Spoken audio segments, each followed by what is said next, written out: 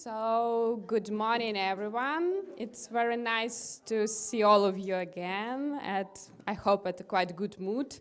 And this mood, I hope, also doesn't depend on the weather.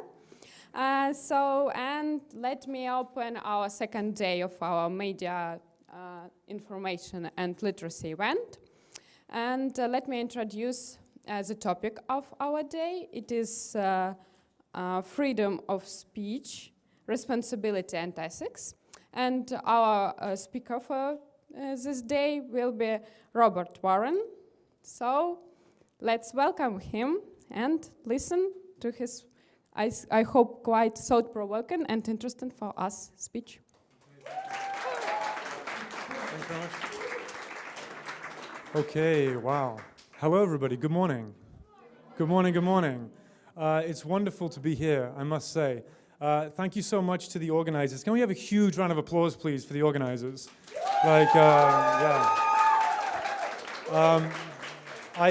can't name all of them because there's too many, but it's clearly tireless work. They're working harder than you can possibly imagine. Also to the photographers, to the filmers, to everybody. Thank you so much. Thank you to Anglo-American University, which was given a big up by Chris yesterday, my lovely institution that allows me to speak for money, which is great. So I want to just also thank yesterday's speakers, the two speakers you had, Tamara and Danica, like really brilliant speakers, both of them, gave you this kind of really unique approach to journalism, both from a theoretical and practical perspective. Today we're not going to speak about journalism. Okay, maybe that's a relief for you, I don't know. We're going to discuss something much more theoretical, the concept of basically human rights and free speech and why free speech really matters. Okay, so I'm going to be punishing you for 2.5 hours today. I apologize for that. The first speech is an hour long, and that's going to be about the ideals of free speech. Okay, the ideals. What you think free speech is when you hear the words free speech. If you live in a democracy, that is. Not if you live in some autocratic state, perhaps. The second speech will be on the realities of free speech, the practicalities of free speech, okay? When is free speech actually not that free within democratic societies, okay? So, let's begin. I suggest you guys take notes, just because we're going to do workshops later on free speech case law, and I think that some of the things which we talk about today or now may prove useful. So, let's begin. I'm going to give you a little anecdote to start, okay? So I'm English, English-American. My mother is English, my father is American. I grew up in the UK. I grew up in Manchester, in a soggy suburb of South Manchester in the 1990s. Okay, it was very white, it was very conservative, it was very safe, okay? I grew up believing that England was the greatest country in the world. William Shakespeare, the greatest writer. Winston Churchill, the greatest leader. Liverpool, the greatest football club, though that is actually true. Shh, be quiet. And I realized over time that I actually carry a lot of prejudices with me. When I was younger, I'm sure I was somewhat homophobic. I'm sure I was maybe even somewhat racist. Because I was growing up in a homogenized, conservative, safe, white society. Now, I left the UK. I moved to Prague 15 years ago and changed my life. And now I get to speak to people just like you every single day.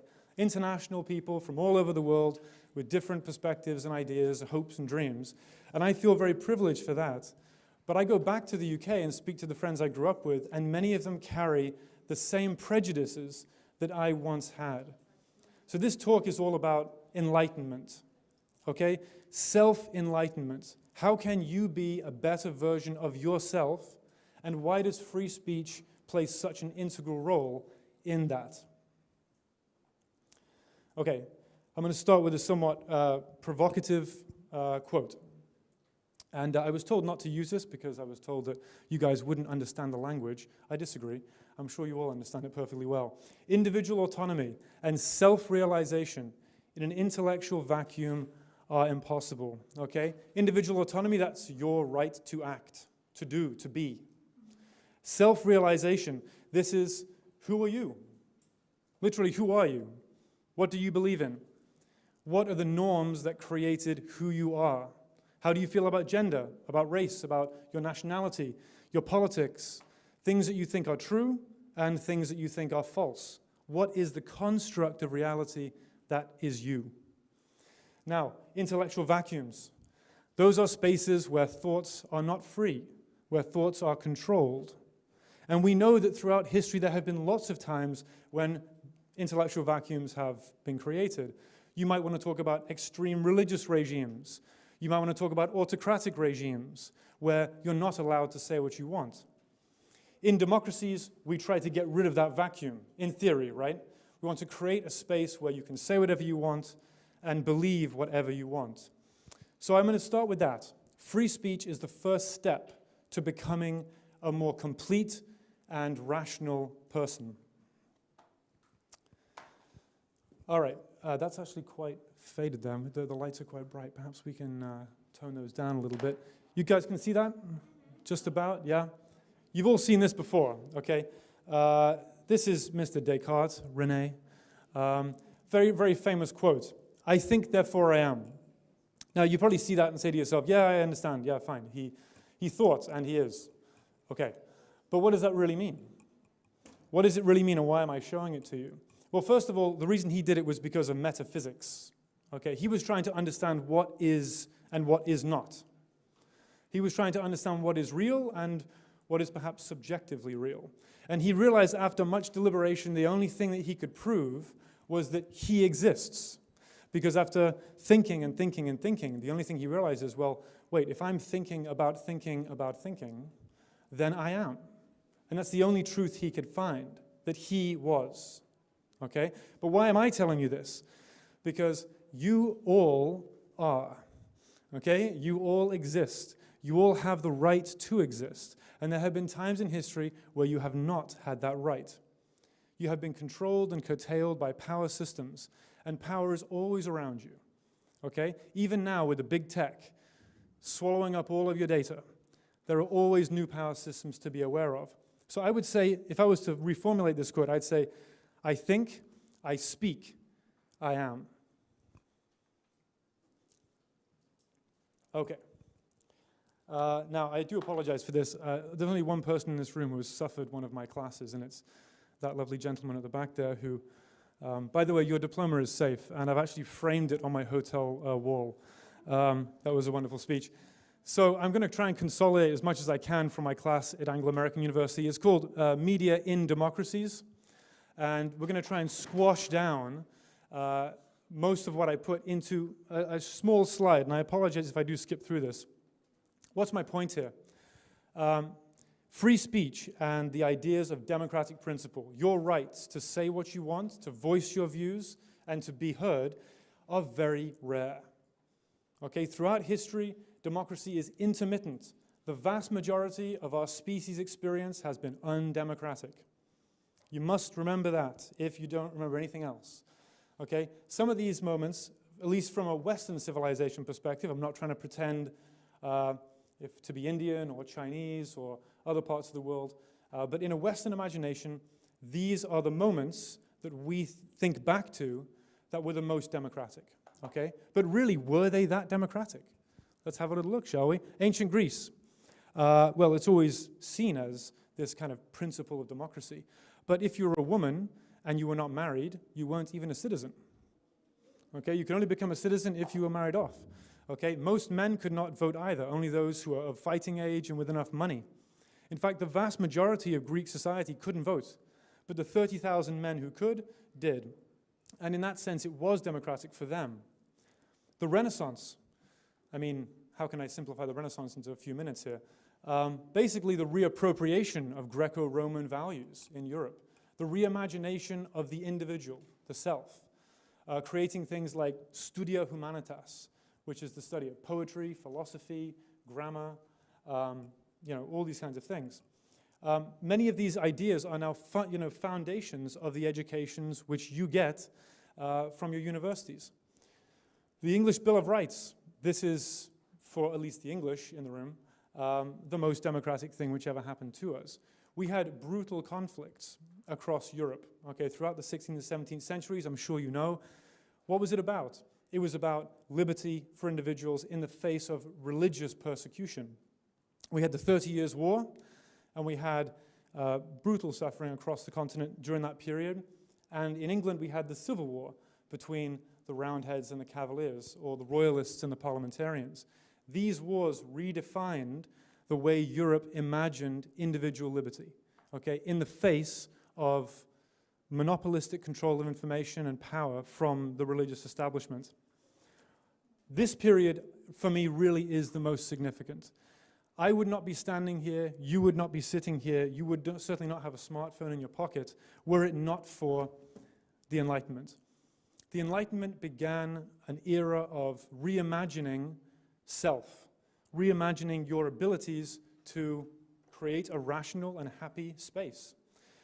Things like scientific method we could discuss, okay? The ideas of trial and error, trying to create new ideas. Instead of just saying, this is the way something is, you can question how something is.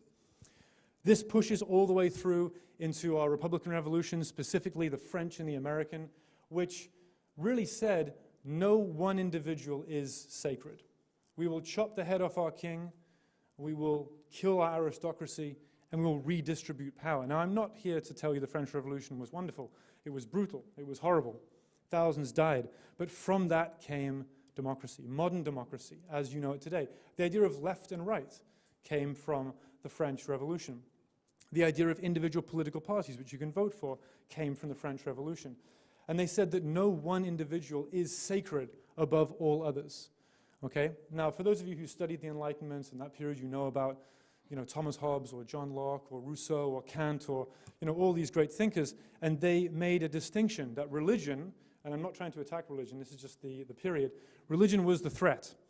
So we must make a separation between church and state, because the church is too powerful.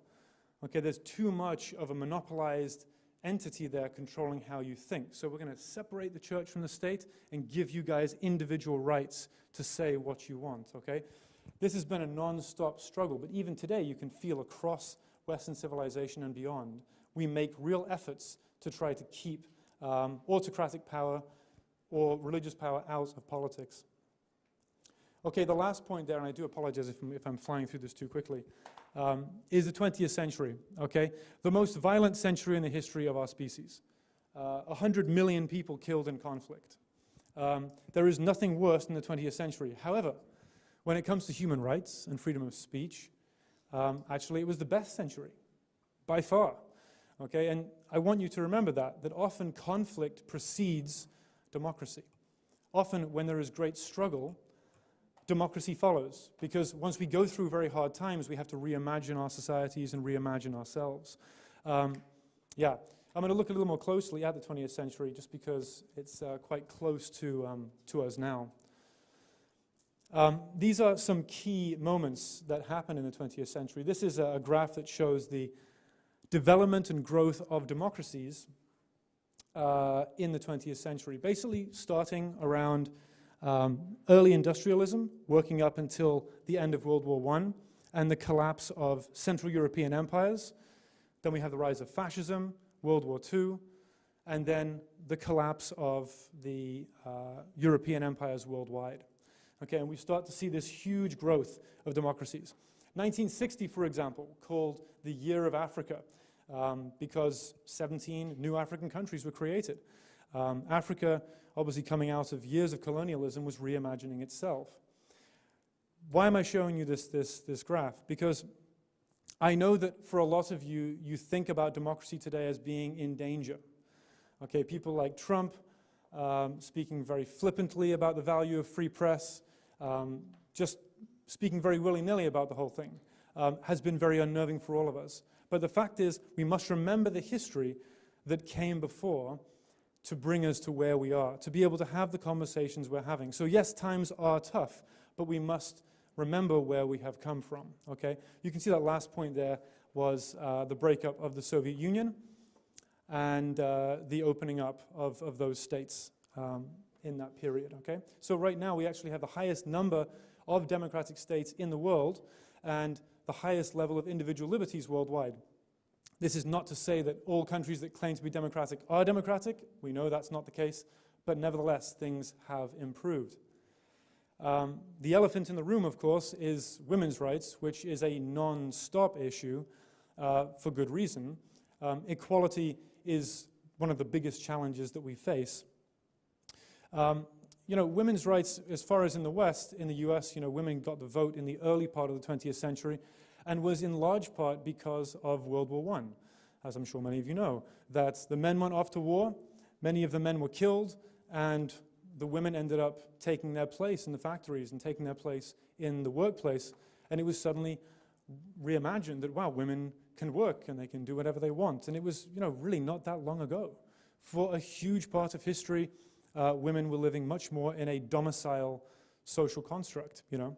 So times have fundamentally changed for them, and you see every day women's rights expand, women's rights develop, sometimes in parts of the world that are really quite unlikely. You know, turn on your social media and Black Lives Matter is never far away. And there's reason for that. In the United States, it has a very rare situation that offspring of slaves now live on the same land where their ancestors were exploited, brutalized, raped, maybe even murdered. And not to sound too heavy on this one, but they have one of the greatest struggles in all democratic societies worldwide.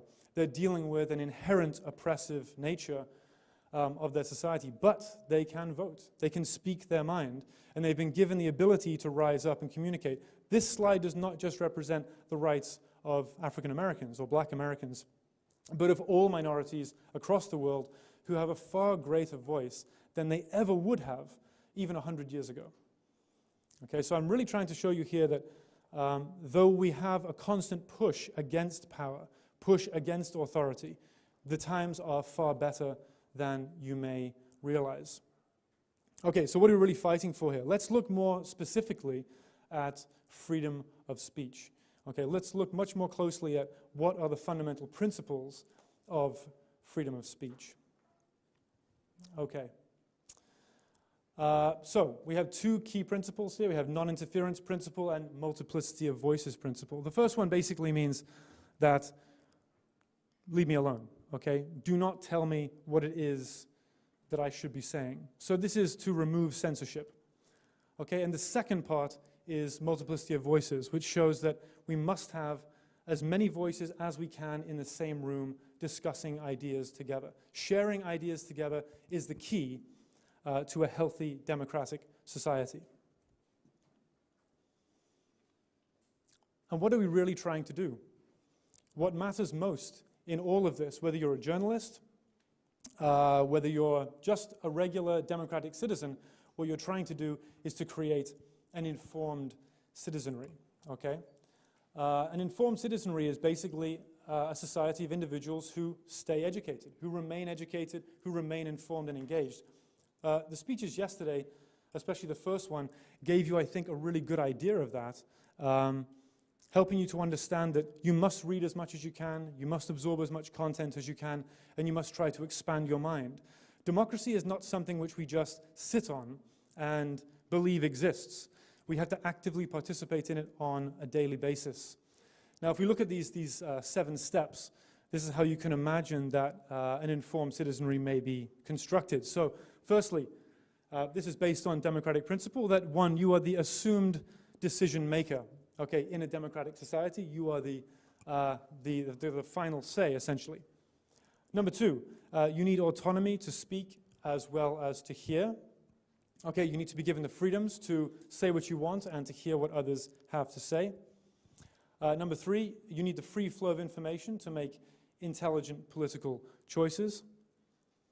Number 4, to effectively contribute to the marketplace of ideas. It's a nice term, the marketplace of ideas, a space in which everybody is able to say what it is they want to say.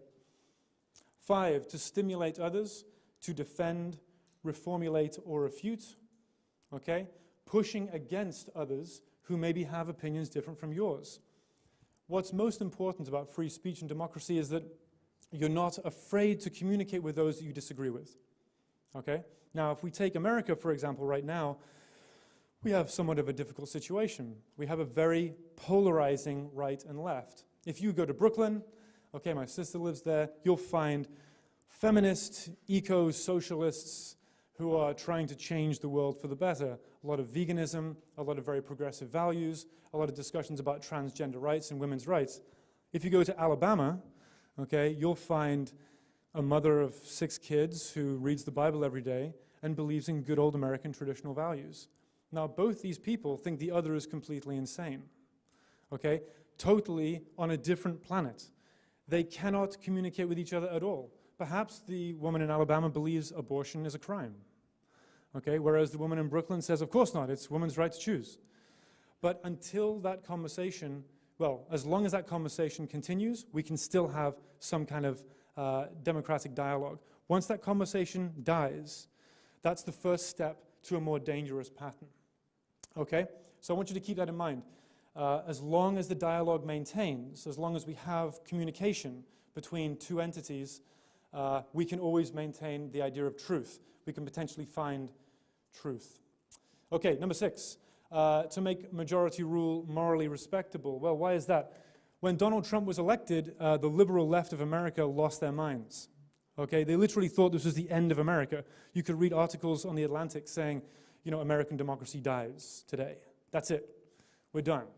Okay, the big orange neon sign of Donald Trump has ruined our democracy. When Barack Obama was elected, the right wing said the exact same thing. This is the end of it. Okay, he is the Antichrist.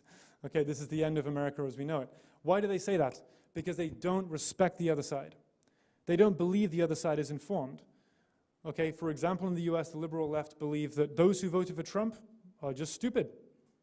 How could you vote for Donald Trump? What are you, a moron? No, you're just a person who felt like voting for Donald Trump. There's all sorts of reasons why people voted for him. Yes, he used fear and populism to win his arguments and to get people to like him, but still, they voted for him. Once the majority becomes unacceptable and people don't like what the majority says, then you have some crisis points. If you look at countries like Kenya, for example, or Liberia, where institutions of government are much weaker, when you have a victory from a side that people don't like, what tends to happen in these weak democracies is both sides declare victory. Both say, we won, the other side is lying, and what happens? Civil conflict. It spills out into the streets. So that relies on two things. One, strong institutions of government, but on the other side, understanding that we should be respectful of our fellow man as long as they are informed. And you see, I'm getting stuck in a loop here because what enables us to build an informed society? Well, this: education, communication, dialogue, curiosity, and other things as well.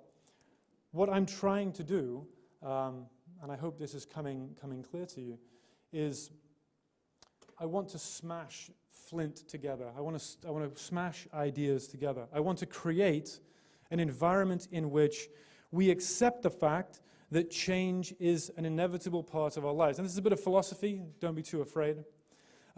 This is Hegel. This is the Hegelian dialectic. I'm sure some of you have seen this before. I saw this when I was about 16 years old and I was fascinated by it. I'm like, what is that thing?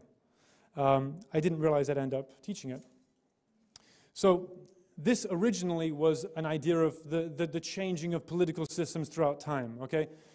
Marx used it, Fukuyama used it. This is basically the system we have right now, okay? That's the default system that we live in, and this is the shadow system, or the antithetic system. That's the one that wants to take power. This is a fact of life in everything, okay? This dichotomy between what is and what could be is everywhere.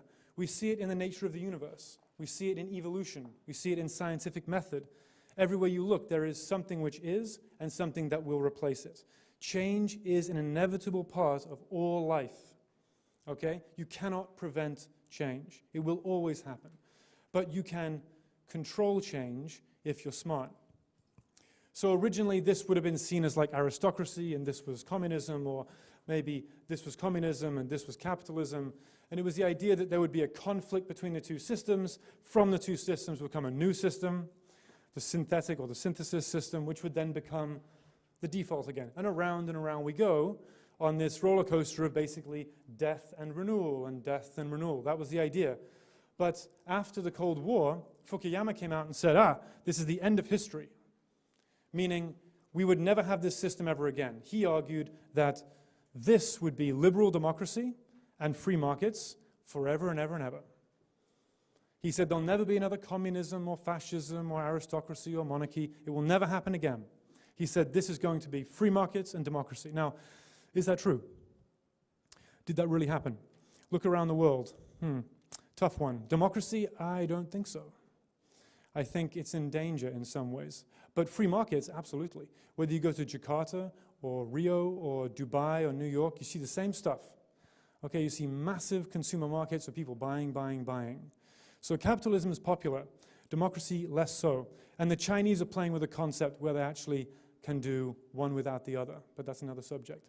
So why am I showing you this? Not just to show you some good old philosophy, but to help you understand that this is what democracy looks like. Okay, that's why I call it democratic dialectics. A dialectic, let's just read that, is a discourse between two or more people holding different points of view about a subject, but wishing to establish the truth through reasoned arguments. Okay, the truth, that's the biggest problem there, right? What is the truth? Well, it's somewhere between the two of us. You have your version of the truth, I have my version of the truth. We're going to communicate, and eventually we'll find something that is actually true. We may need another 2 or 3 people to do this. That's called a conversation. That's a dialogue. And this is a dialectic principle. So if you imagine, this is a very violent diagram. It's because of this. It's saying this is revolution, this is war, this is people suffering until we get something new. Democracy says, well, no, we don't have to do that. We're going to have a caged revolution every 4 years. Okay? You get to vote with your ballot, and we get to have basically the inevitable flux and change of life, but in a contained form within our institutions. And so that's why you come out, you have a catharsis, you debate, you discuss the benefits and the negatives, and you make your vote. Okay, and this is how we contain revolution these days. We give you the chance to speak and say what you want every 4 years, or depending on your system, in order to make sure that this inevitable change and this inevitable cycle is always there.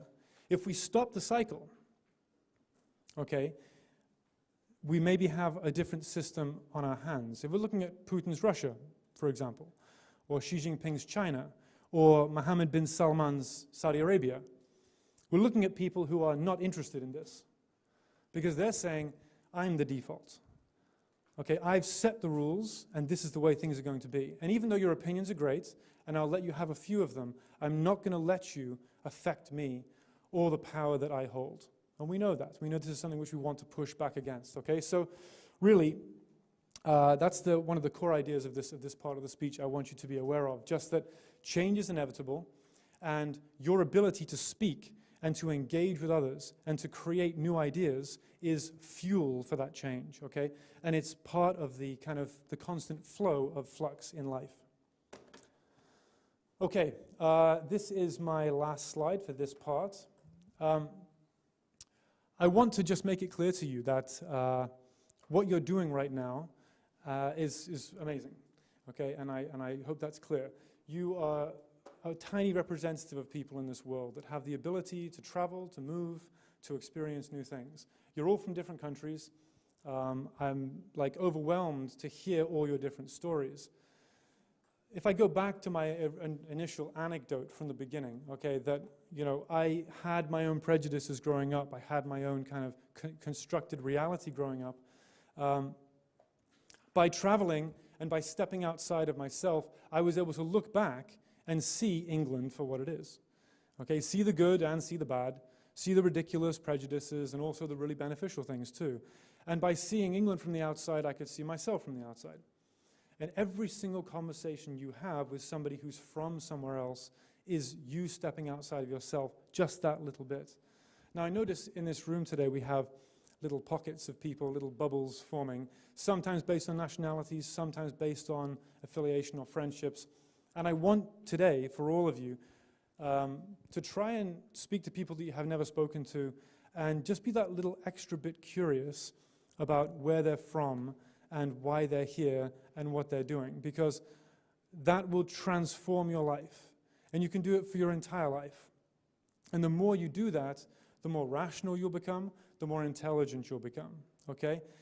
There have been multiple stories of, you know, the Islamophobic English guy who doesn't like Muslims, but then he goes to the gym and he meets a Muslim guy at the gym, and then within a month he's, you know, going to Friday prayers with him to, you know, enjoy his religion with him and communicate with him like a rational person. There are cases of people being massively homophobic, okay? Don't like gay culture, think the whole thing's terrible, but then they end up, you know, communicating with people who are of a different sexual orientation and realizing, oh wow, actually that's just like me. There's no difference between them at all. And this is an ongoing education. You know, we all have prejudice. We all carry prejudice with us every single day. You can't escape from it, but you can make a step towards trying to, let's say, reimagine yourself differently. So that was a bit of a tour de force of looking at European history and looking at the impact of enlightened thinking. I blitzed through that perhaps a little bit too quickly. I'd actually like to open it up now to you guys, because I prefer not to be talking. I prefer to be listening to you much more, believe me. I'd like to ask if anybody has any questions, please. Yes? Yeah. Oh, right. Yeah, but we need for streaming. Yeah. Okay. So on the beginning of your presentation, you mentioned hate speech. And I wonder, where is the border between freedom of speech and a hate speech? That's the second lecture. Is this on? Yeah. That's our second hour and a half. We're going to go into depth about that. But yeah, exactly. That's a very good question. You know, in an autocratic regime, you don't have to care about, you know, free speech and hate speech. You just say, don't talk. Okay, you're going to go to jail, or even worse. In democracies, it's much more nuanced, right? Because we say, oh, free speech, and that sounds wonderful. I can say anything I like. Of course, no, you can't. But I won't give it all away, because I will go into much greater detail. Yeah. Any more questions, though? Yes?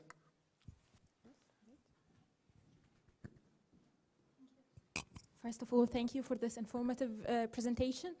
Actually, I have a question. You talked about that the freedom of speech is going up, or people are more free to speak about their opinions in comparison to 50 or more than 50 years ago. When I think about it, actually, I think about it, I'm Egyptian, and the revolution happened somehow because of social media. And because of freedom of speech. It was a platform where people can speak freely without being censored, without being anything. Now with Trump, we will not talk whether Trump is right or not, but Twitter is suspending some accounts. People are being jailed because of a TikTok video. Yeah, everything is going the other way around. It's freedom of speech is going down.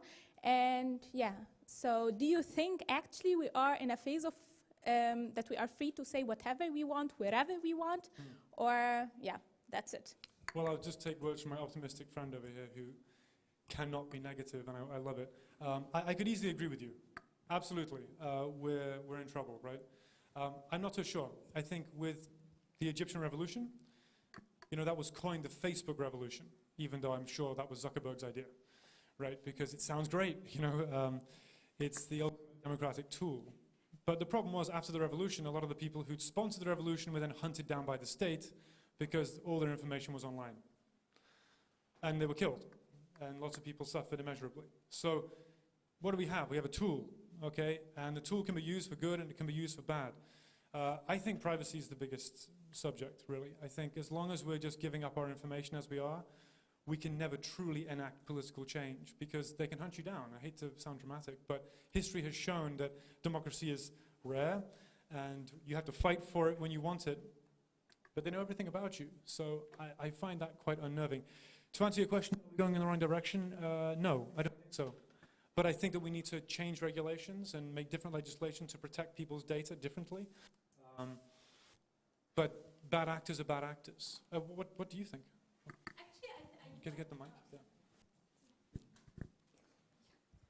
Actually, I do agree with you, but my question is, do you think we are going, or people will be in the future, be more free to speak about their opinions, their ideas, or we will face more censorship, we will face more suspensions for those who gonna say their opinions freely? Yeah, so we are not living in a dictatorship, but I mean, there's a censorship over all the platforms right now. Do you think this will go further, or the regulations will change and people will have more freedom? This is another question from my second presentation. I don't want to say too much because for me, that's the question. Like, can you trust corporations to protect your democracy? Okay, like, they're not public entities. Okay, they're private entities. Their interests are profit growth and risk analysis. Okay, they're really not trying to protect your democracy. So when Twitter blocks Trump, or Facebook blocks Trump, are they doing that for the good of the American Constitution, or are they doing that to protect their brand? Okay, and we need to think about that one quite critically, but we're going to talk more about that in the second one. Yeah, yep. Sorry about that, yeah. Please, I'd love some more questions, yeah.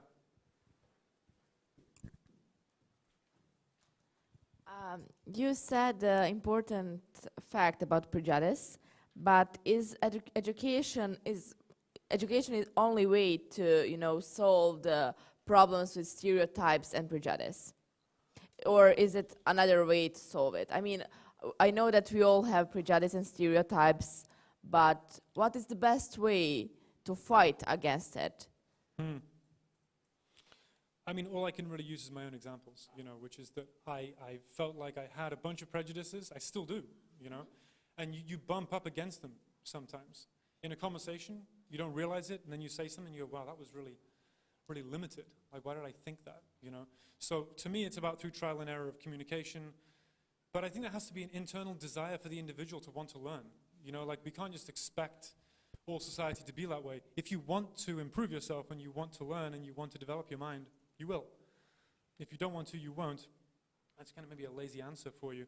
I think really it's just through experience, exposure, and desire to learn. But I feel like you have an idea of your own. Yeah, I mean, I think that you need to criticize your behavior to, you know, to solve that problem. Because I learned about more about prejudice and stereotypes and discrimination, and hate speech is also one of my topics. I mean, I'm a youth worker, so I working with youth. So I think that we need to criticize ourselves first, to stop prejudicing, to stop stereotyping people. And yeah, thank you a lot for your answer. Yeah, but how do you do that? That's the question. Like, so when for example, I saw all of you for the first time, I just made a prejudice for every one of you here in this room.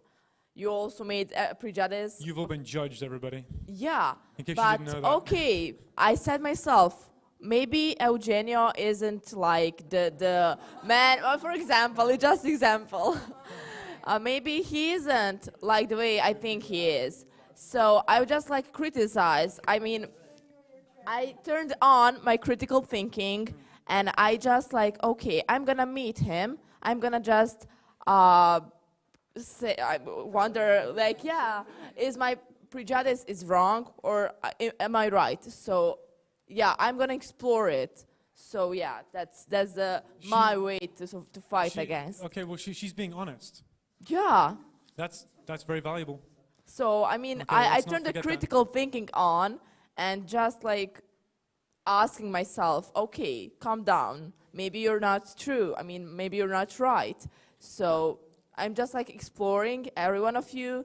So just like, I mean, we do it all the time. Of course, we're all doing it. Everybody's doing it all the time. Every one of us. I'm just like honest. No, I appreciate the honesty. I hope everybody else does. Comments on that? Yeah.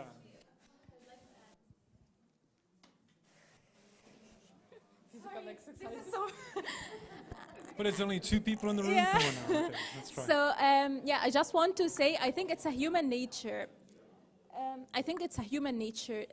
We put people in bubbles just to have, or just to deal with them. We cluster people just to know how to deal with each group. We cannot see each person as an individual. We cannot treat each person as an individual. We put them in a groups just to make it easier for us. It's not bad. I think it's not bad seeing me or seeing the German as a group or seeing whatever as a group. It's fine. It's a human nature, I believe. We do it normally, and You've got to be careful with human nature, though, because it can be very easily manipulated. Yeah, sure. So, okay, the big thing I'd say is about, constructs. We talk a lot about that in political science and sociology, like social constructs. So things that are built in your mind that you think are real, but are not real, you just made them up. Okay, for example, democracy. What is democracy? It's just an idea in your head. Okay, I mean, we have governmental institutions that function in certain ways that give you rights, but still, democracy is just an idea. If you stop believing in the idea, democracy fizzles away. Just like your prejudices if you're prejudiced towards Muslims, or prejudiced towards women, or prejudiced towards anybody else. Okay, that's fair. Well, but it depends on exactly how you're looking at it. Microphone. We could just put the two of you right here. Sorry, in fact, so sorry. Yeah, go ahead. I can make. Yeah. So sorry. Yeah, I can make stereotypes about Russian, about women, about men, about one group of people. Yeah. But prejudice is like, my opinion before I met individual. So you need to make a difference between group of people. Yeah. I mean, people that belong of some group. And I mean, someone from outside can make like a stereotypes as for us as a group of youth people here sitting here, but we also have like groups in one big group. Yeah, it's like all stereotypical groups, and prejudice is like my prejudice about Antonella, Roberta. I don't know, every single person here. Every person in the room. So Okay, fair. I'll go with that. That's good to me. Yeah, let's have some more. I just want more comments and questions, please. Yeah. Okay, sorry. Yeah. Hello, I always want to know, you mentioned democracy. I always want to know why is democracy and capitalism so close and so tight? Brilliant. Wow. Does everybody else want to go down that road? Yeah. Because America packaged it that way. But I think the reason why they did is because free markets and free speech became synonymous. The rights of the consumer to buy is the same as the rights of the citizen to vote. It became linked together, that you have the right to choose. You can buy any product, and through your consumption, you're exercising your democratic right. It's pretty perverse. Yes, but in a country who is not so big, and maybe in country in the Europe Union, we have a good pace and all of that, but in a little country we don't have that, and we have capitalism, and capitalism actually ruin us, and we don't have speech, freedom of speech, because we don't have money. But do you have capitalism? Some way, yes. Right, okay. We have a free market. You have a free market, but let's not forget the giant word in the room, which is corruption. Okay, if you have... Everything is everything you have in America, I think, corruption. For sure. Corruption. Everything is country, corruption. For sure, absolutely. Every country has corruption, but some have far more than others. And corruption within governmental institutions, that trickle all the way down, that has a huge impact on individual liberties, not just democratic, but also your right to own property or own businesses without paying bribes. I would say that a lot of, where are you from? From Serbia. From Serbia, yeah. Look, I'm no expert in this part of the world, but I would say that the post-communist experience for a lot of Eastern Europe has been one of trying to lift yourself out of a lot of the corrupt practices that were created during the communist regimes. And that's been a long and difficult process. I live in Czech Republic. I'm sorry. Yes, but we, in communism, we don't live so bad, I think. you had a different version under Tito, absolutely. I understand you can ask people in Bosnia, but we don't live so bad. But we also live great now, but we don't have too much money. And capitalism is good when you have money, but when you don't have money, you don't have anything. You don't have freedom of speech. Absolutely. It's complicated. We can have a long discussion about the nature of economic theory and political relations. It's not a quick answer. Okay. I would say it really does come down to ownership and control of contracts. How easy is it for individuals to get involved in the market, to participate in the market? You know, how open really is it? I still will go back to corruption as the key reason why young democracies struggle sometimes to develop in the ways that you're imagining. That's for me the lead cause. But anybody else? Okay, yes. Thank you. There's a bunch of hands. That's what I'd like to see. Yeah. Thank you.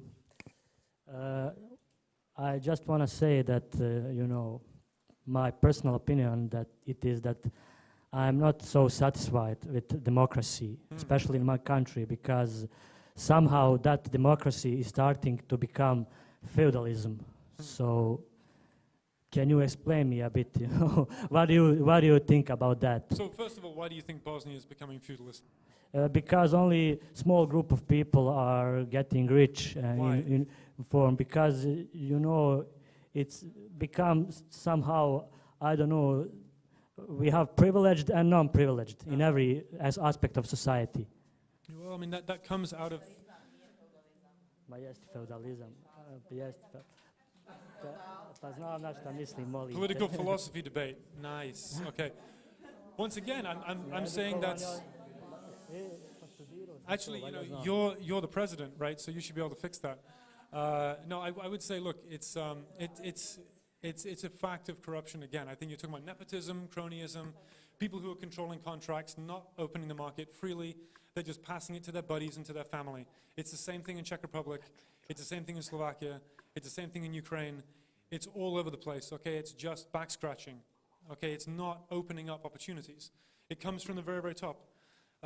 It has to be controlled by new legislation, by reimagining new ways of opening the market. But who wants to do that? If you have power, why would you let go of it? You know, it's an ongoing struggle. And I'm sorry that Bosnia is in the situation that you believe that it's in. Let's just... Thank you. We're going to have a question over here, please, if you wouldn't mind. Here and here, okay? Sorry, wait for a second. I'm running. We had complaints yesterday from those on the live stream saying they couldn't hear the questions, so yeah. I think that democracy is a great thing, but it's really hard to build it. Really hard to build it? Yeah. Absolutely. Yes. Absolutely, extremely hard. But it is a great thing that, for example, in Eastern countries, people trying to build a democracy. Yes, and I think that it is one of the greatest system. Yeah, it's also a completely, well, how about this for an idea? Democracy is its own worst enemy, okay? It created Trump and it created Hitler, but it also created leaders who have done very good things for us. So it is a natural system of flux and change, because we know we need flux and we need change, but sometimes it goes in ways that are not good for people. But the other option is to have an absolutist system, like a one-party state or a monarchy or some plutocratic oligarchy, who knows what. But yeah, it's very complex and difficult to build. It takes a lot of time. I'll ask you this question. Do you trust your government? No. Okay. Are there any Scandinavians in the room? Anybody from one of those lovely northern countries where everything's fantastic all the time? Okay? If you're Danish or Norwegian or Finnish or Swedish, you'll generally say, well, of course I trust my government. I mean, why wouldn't I? I mean, I'm stereotyping. I'm sure there are others who would probably disagree with that, but your average Swede gives up about 50% of his or her tax to the government. Okay, for the Russians in the room, do any of you give 50% of your tax to the Kremlin? I'm guessing not. And would you want to? Would you really believe that money will be used on infrastructure, education, and improving the quality of your society? Will you trust those guys in the Duma? Probably not. Maybe you will, I don't know. But in societies where you trust your government, more things are possible. Okay, if you have strong institutions of governance, remember the three branches, executive, legislative, judiciary, when they're strong, not corrupted, and they hold on and they maintain a resilience of your democratic system, you can do more things. Okay, if the institutions are corrupted or weak, then the demons can run amok. Okay, so what you're saying is exactly right. Building strong institutions of government. You can imagine that democracy is like a cage fight. Okay, and the poles of the cage are the institutions of democracy. And if they're weak, that fight will tumble out into the crowd. Okay, and that's what has to be avoided. So strong, trustworthy institutions. I'm going to put corruption at the top of the list in terms of things to get rid of if you want a healthy democracy, for sure. And is there corruption in America? For sure there is. And American democracy is being massively curtailed by corporate interest, but that's a bigger subject. I saw some more hands before. Yes, over here. Your hand up there for ages, yeah.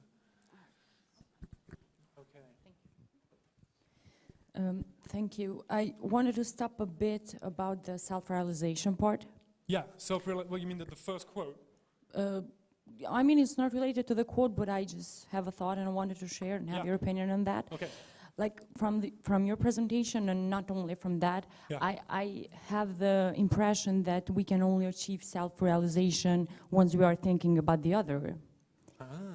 So it seems like we are helping ourselves to be a better human being in every aspect you would like to look at it, only when we are not thinking about ourselves. So you invited us to talk to each other, to talk to the people we did not talk during the last 2 days. And the reason you invited us to do that is because you wanted us to help ourselves by thinking about the other. And I was wondering, and I've been wondering for a longer time than today, but it just perfectly fits. How can we be able, or are we able to draw a healthy line on when our self ends and the society begins? We talked about this yesterday. Yes, that's why we're late for the bus. Yeah, sorry about that. Yeah, okay, I mean, this is a big one. Okay. People are selfish, right? Perhaps more so now than ever before. Narcissism is the new market. Okay, everybody is pouring their egos online nonstop. You can go to places in the world where people are truly individualist to an extreme. Okay? Other parts of the world, far perhaps less technologically advanced, are less individualist, much more extended family. Everybody helps each other out. I think that excessive individualism is really toxic, because you turn inward on yourself and you end up finding nothing there. I mean, not to say you're empty vessels, you know, you're full of ideas, but your ideas are ideas because of the fact you're in a society. So, okay, for me, once again, taking my own example, by myself, I'm a wreck, okay? I'm always questioning things, overthinking, worrying about this, worrying about that. When I come into a classroom of people, and I can suddenly share ideas and bounce off things, and if by working in education too, I found it really beneficial to just exit the self a little bit, to just spend a bit more time in the lives of others. I think, yeah, to your point, I think it's extremely valuable to spend more time with others. You're saying, is there a balance between the two? Yeah, but once again, like any balance, you have to find it yourself. You have to know what's good for you, what's right for you. There's no one size fits all. I think just making sure that you're honest with yourself. And if you're finding that life is too stressful and you're spending too much time thinking about you all the time, just spend time with other people and communicate with them and try to engage. And we have people, you know, you're a youth worker, right? Do you find that personally, that working in your profession helps you feel more comfortable about yourself? Yeah. Why? Can we have a mic, please? Sorry.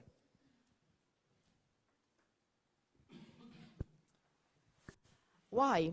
Because I feel great when I help somebody to, you know, be conscious, to, you know, help them criticize everything around themselves, to be conscious about problems in country, in society, to help them critical thinking, to help them to learn something in non-formal education, because I think that non-formal education gives you more knowledge than the formal, because we don't talk about these topics in schools, in faculties. And yeah, I feel like... Well, you should. Yeah, I'm sure. No, I said you should. Ah, should, yeah. I thought that you asked me, are you sure? I'm so, sure. Yeah, I'm sure. Like 100%. Never- Okay, but that's good. So just the idea of engaging with others, yeah, helping others. and I'm gives so you- glad that this discussion starts to you know, everyone like share their opinion about this, because this is like a really important topic. Can I just go back, because this was supposed to be about free speech. So let's just be clear on this.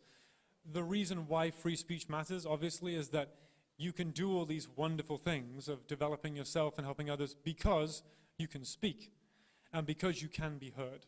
It seems like a no-brainer. But, well, obviously, we're all here to talk and listen. But it has not always been that case, okay? Not at all. So I just think, remember how fortunate you are to be able to do the things you can do. You can literally get a PhD by just staring at this like this. Okay, you have more access to information than at any time in the history of the species. And what are we doing with that? I mean, really, how are we using the internet? You have the ability to transform your lives and the lives of everybody around you, but often we choose the laziest route, So, yeah, being proactive, and thank you very much for your comments. I'd love a couple more questions if there are any at all. Yes, two more here, yeah. Yeah, You're thank gonna be you. next. Yeah, okay. Okay, so you already talked about how obviously in the past it was worse for a lot of people and for huge groups, and that we can definitely see some progress now. So like if we follow that line of thinking, that would mean that like in the future it's going to be better for us. But do you really believe that?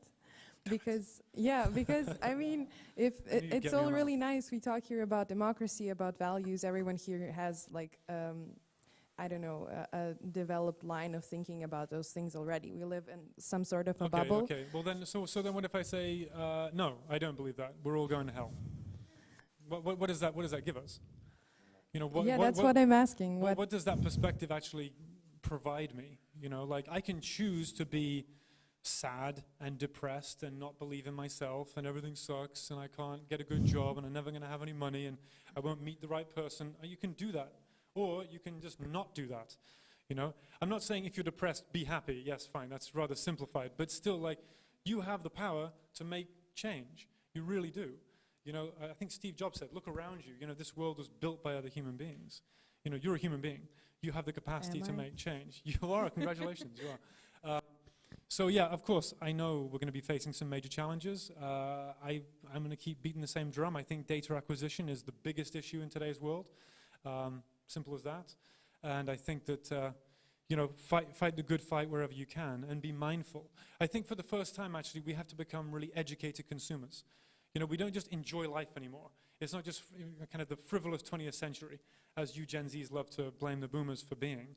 You have to really think before you act, before you buy, before you speak. So do I think that things will improve on the trajectory that was shown? One thing I realized yesterday while thinking about this speech is that we live in the 21st century, It's not the 20th century. I was born 1984. I was born in the 20th century. This is not the same century. We're almost a quarter way through it. And the 21st century will be remembered very differently than the 20th. What will it be remembered for? I guess that's up to us to figure out. Say again? We make history. We do. The history is the information revolution. That's what's happening. It's an obsession of information, a hunger for knowledge, and a hunger for data. That's the kind of defining characteristic I would say at this point. But yeah. So what do you think? Are you optimistic?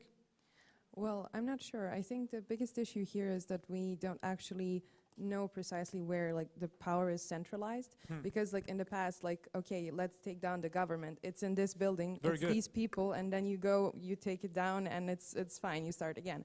What do you do with it is another question, but like if we look at it from today's perspective, okay, let's take down the government, but where do we go? It's not one person, it's not two people, it's not five, it's a big network of people, and you take one person down and there's another. They also have guns. And they also have guns, yeah. But no, it's No, what I Foucault agree said. with you, You have different, like, how do you say that?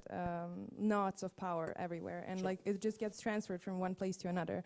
And I'm not sure that unless the society, like, as a whole wants to change, that we can actually do something. Cryptocurrencies, how about that?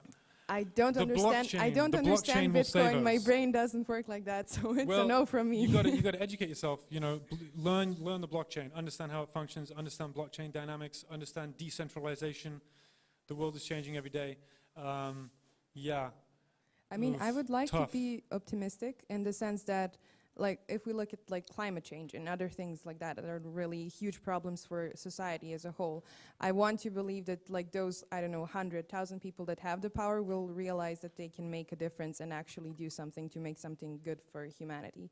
But I don't know, it's not up to me, and it's not up to all of us in this room. It's up to like someone else out there developing empathy for other human beings. Okay, but then you could also just say that there was a question before about capitalism and democracy. Like, I think, you know, as a consumer, you can choose not to buy, right? You have the power not to buy. You can say, I don't want to have this thing, and then the company is at the mercy of the consumer whim. But can you escape Google? Can you? You can. No, it's true, you can. You see the answer there. Think about that. No, you can't. Like, think about what you're saying. No, you can't escape Google. That sounds terrifying.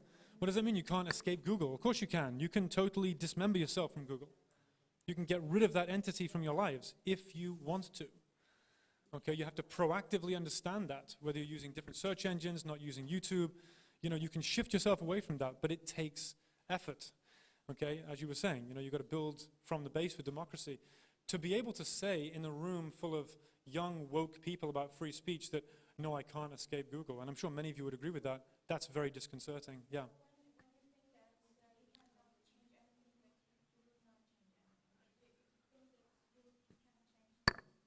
Yeah.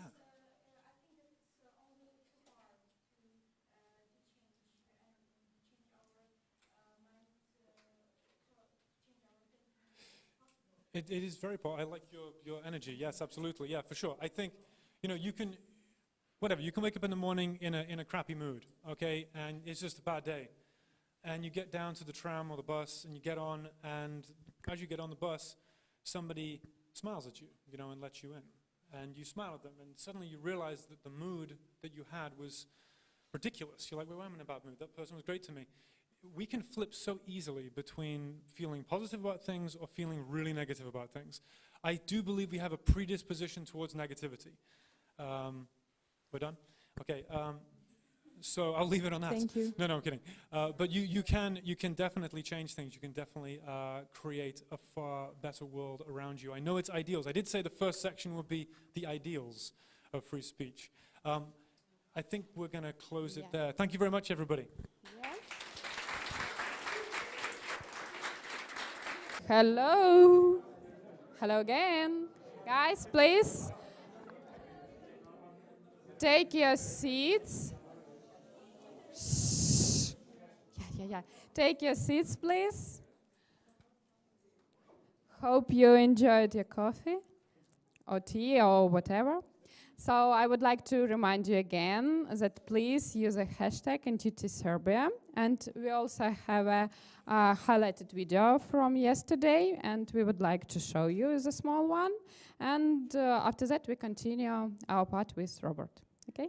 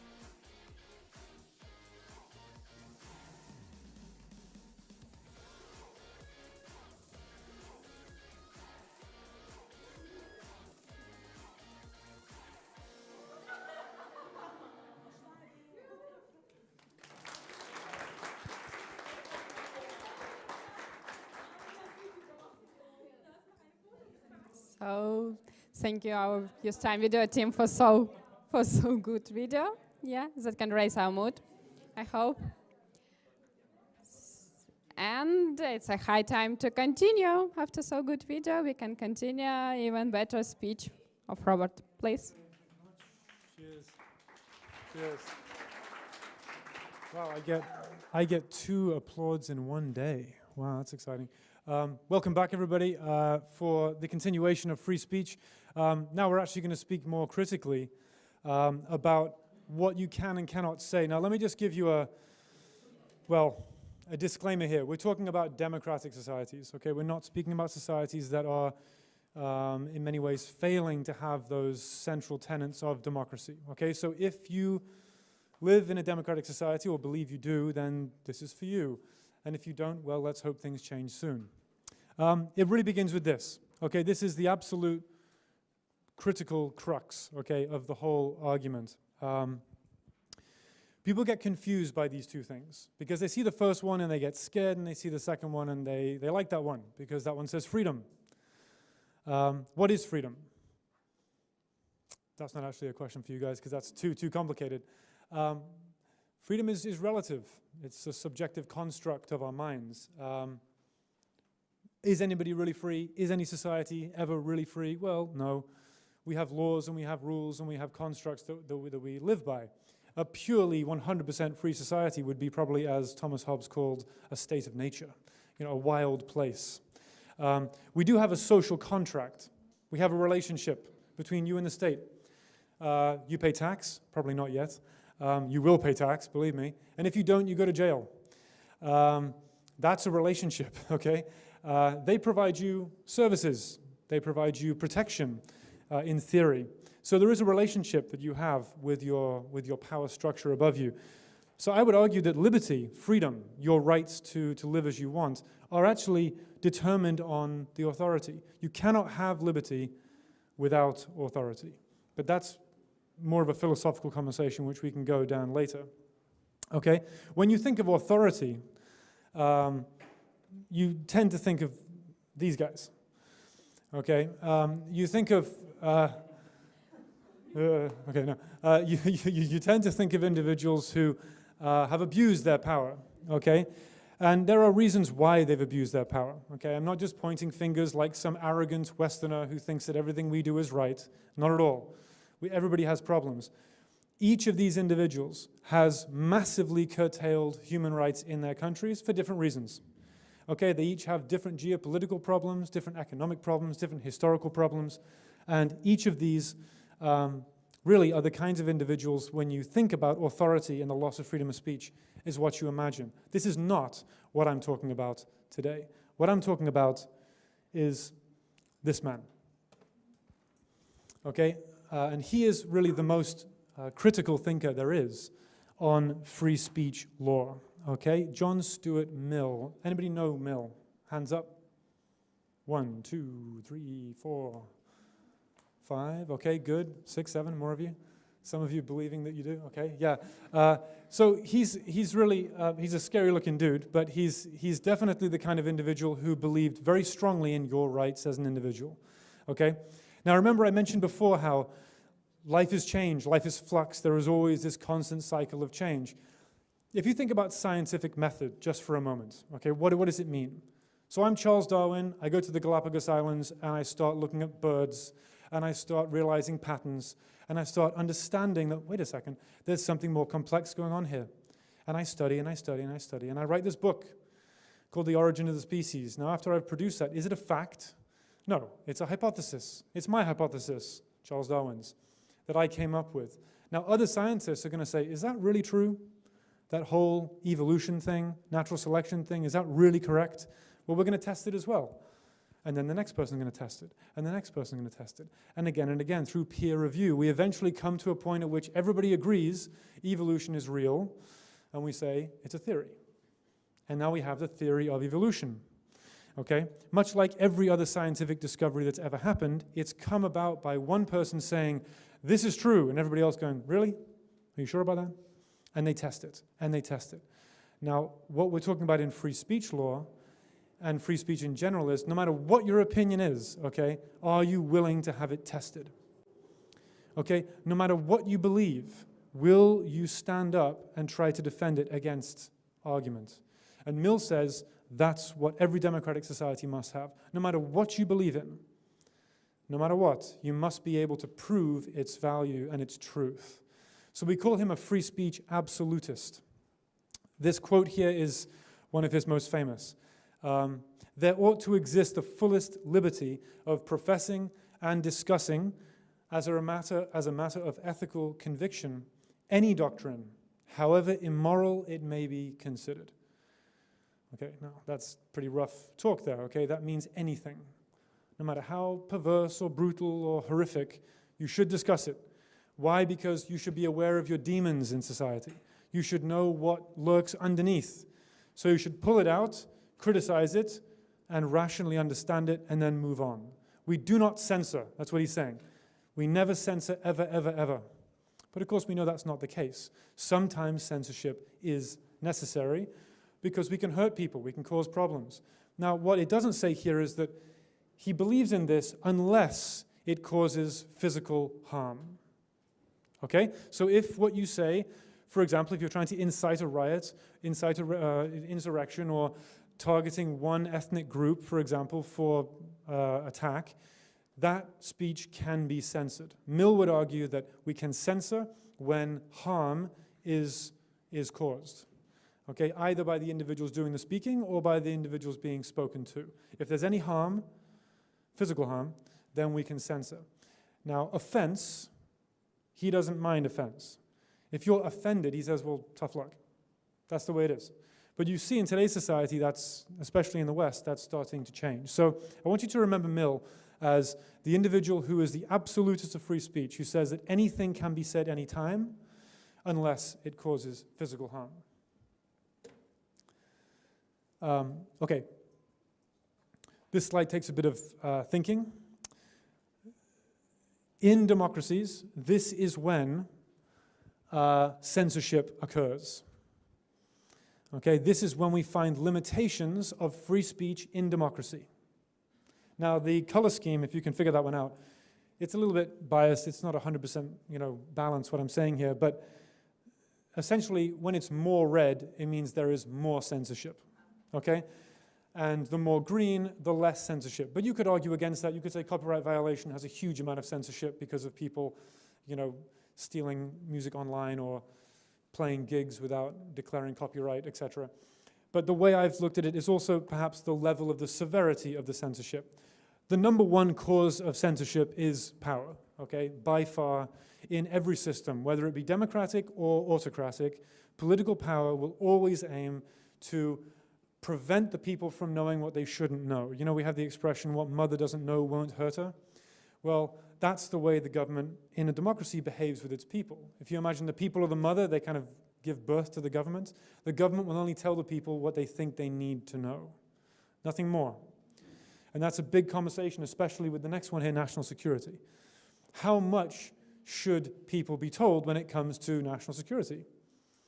Okay, there are some really famous cases, which I'll talk about later on, where there is a balance between your right as a democratic citizen to know everything that's going on in your state, and wait a second, are we actually endangering our troops, endangering our own safety, if too many people know this information? Where's the line between state secrets and democratic principle? Next one, obviously a critical issue currently, COVID-19. Okay, the idea that there is now mass censorship of misinformation about COVID-19 online.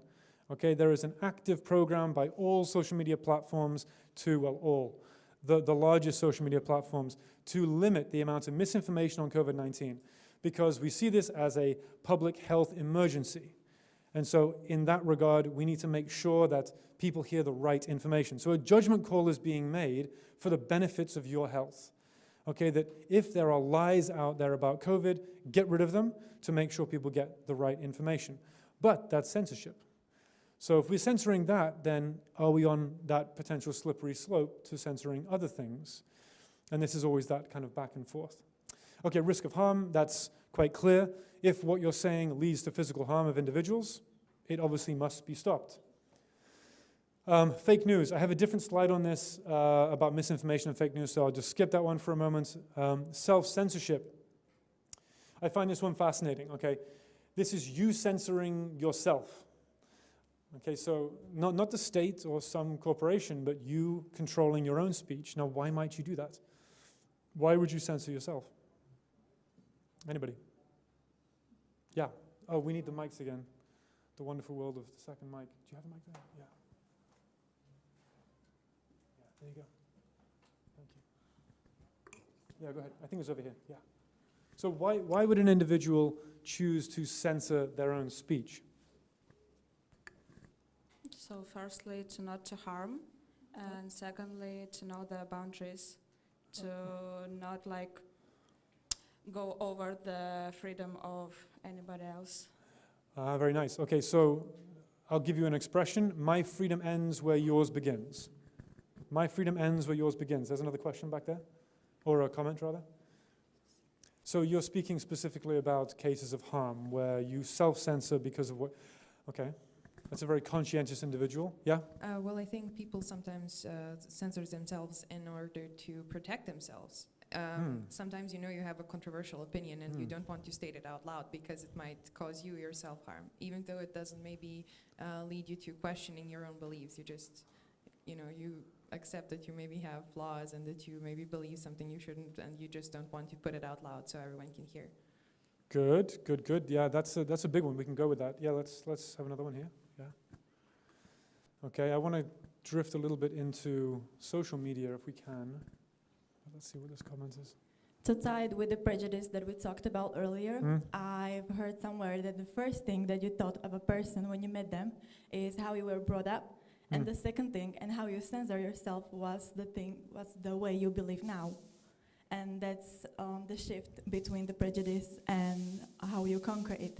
And another form of self-censorship is public opinion or media in general. For example, on Instagram or on social networks, I think we self-censor a lot of the time. Very good. That's the one. But the first one you were saying is, excuse me, to avoid prejudice, you censor yourself.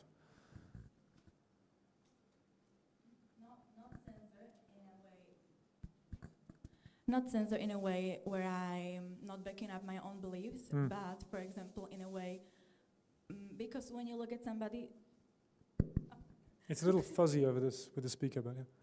Because when you look at somebody, there's the first thought that pops up in your mind that somebody already talked about, and the second thought is like how your opinion has evolved. Oh, so you just kind of control yourself. Yes, and yes, not self-censorship as in the first meaning. Good, absolutely. Yeah, very good. Yeah, so you kind of learn to moderate your message. Yeah, absolutely. What about the online world? Self-censorship in social media. Anybody? Yeah? Go ahead. Mickey.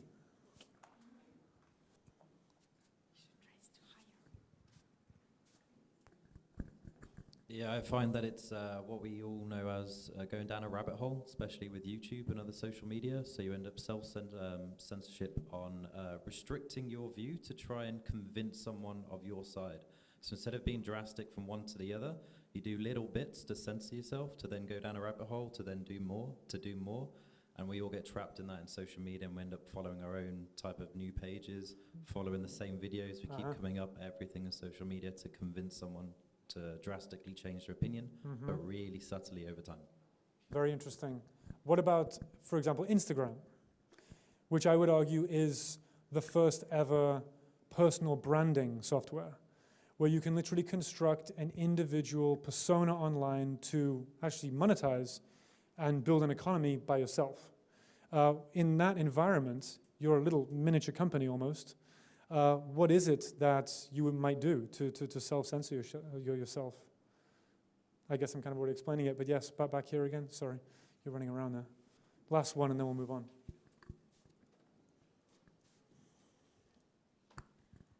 To keep your reputation. Good. That's the word I wanted. Okay, reputation. One of the biggest causes of self-censorship is to protect your name. Okay, protect your brand, protect whatever it is that you believe is valuable to you. I would argue that, yeah, you can be the kind of Greenpeace lover, follower online, but when Greenpeace does something bad, for example, they do something reckless, which they often do, not that I'm against Greenpeace, you don't stand up against their actions, because if you did, you would suffer reprisals from other members of your group, from your clan. We call this tribalism. Okay, tribalism, the idea of group affiliation and feeling safety in numbers so you don't say anything against the group because otherwise you'll get kicked out. The Republican Party of the United States is a cult in this way, okay? They are completely tribalized. If you're a Republican in America, you cannot say climate change is happening, okay? You'll be hard-pressed to find a single Republican who will openly speak about climate change. Okay, this is 50% of the American political system. That's deeply, deeply concerning. Okay, now, I'm sure many Republicans do believe in climate change because they're, informed people who read books and newspapers and they pay attention, but if they want to remain politically active in that party, they can't do that. So they say to themselves, yes, wonderful, from our academic. I've got to brace myself. Thank you. So, related also to the bubble, because when you choose to be on Instagram, We've got a mic problem. you are an individual, you are actually in a bubble where you cannot get yourself that you are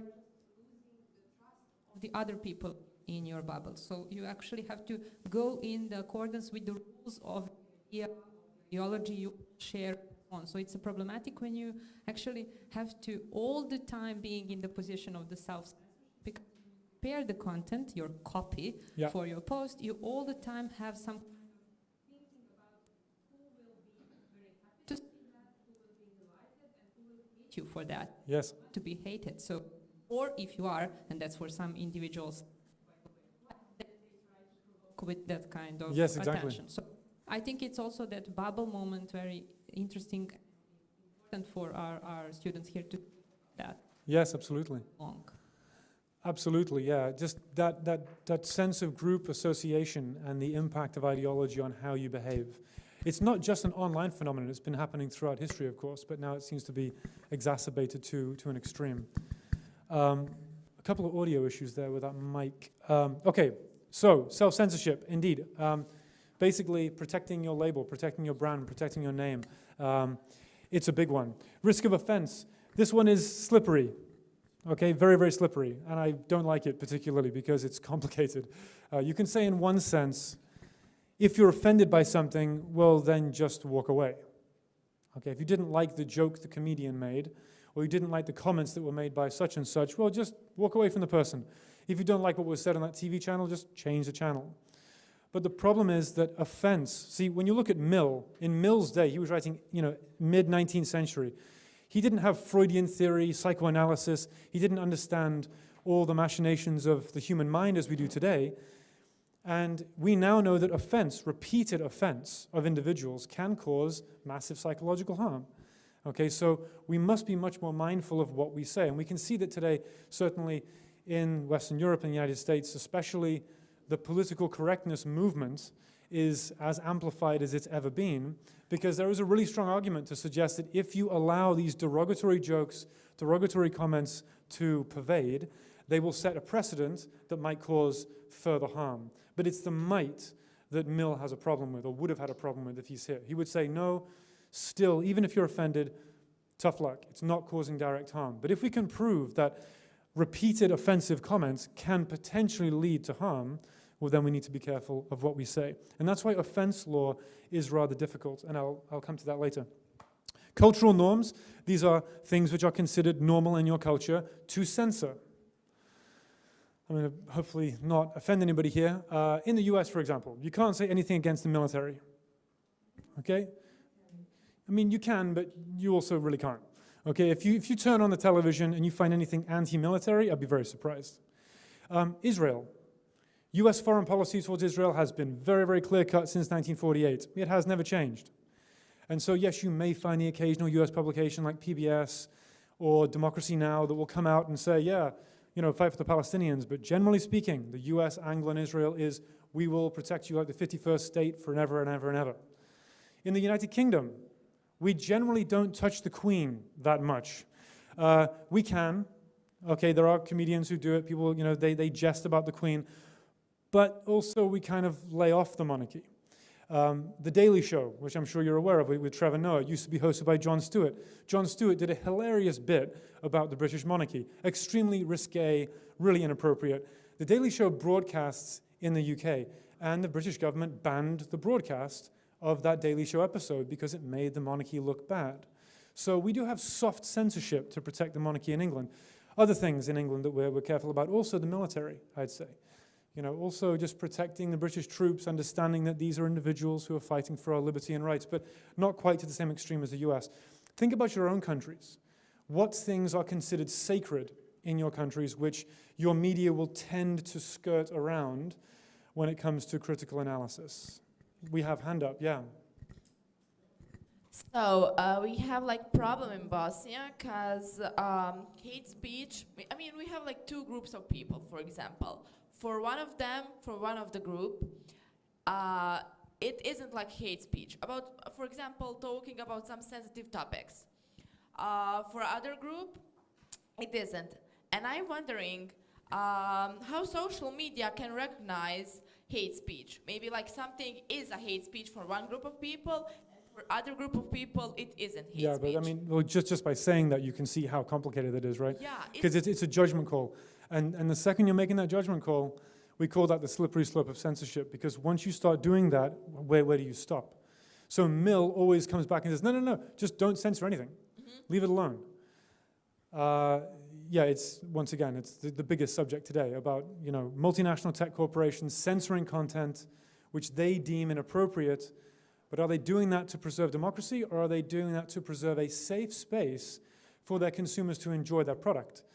And to what degree is that conducive of democratic thought, or is it just creating kind of a softened environment where truth is hard to find? That's another conversation. Any more comments on that, though? Yeah, about, I just like had to add one more thing. Yeah. As Nerma mentioned yesterday, in Bosnia and Herzegovina, you have like three sides of everything, three sides of every story. And it's a really big problem, and hate speech is a topic. For example, for Croatians, hate speech isn't the same as for Serbians or Bosniaks. So yeah, it's a really big problem in my country. Yeah, I won't mention it just yet. We'll see if it comes up later. But yes, indeed, it's a huge problem. But I also think that maybe you have a unique perspective. Because you're split between Croatian, Bosniak, and Serb, you also get this kind of trifecta of opinions on every subject, which is kind of a unique perspective. But yeah, good. Any more comments on how your cultures may censor? Yeah. Yeah, I have one thought that never-ending circle, because the more free speech you have, the more power you have, and it's all about power. And wait, who has the power? The one who has free speech. Okay. And the more power you have, the more you should feel obliged to censorship, and then you don't have free speech anymore. Excellent point. Excellent point. Yeah, some would say democracy is only for those not in power.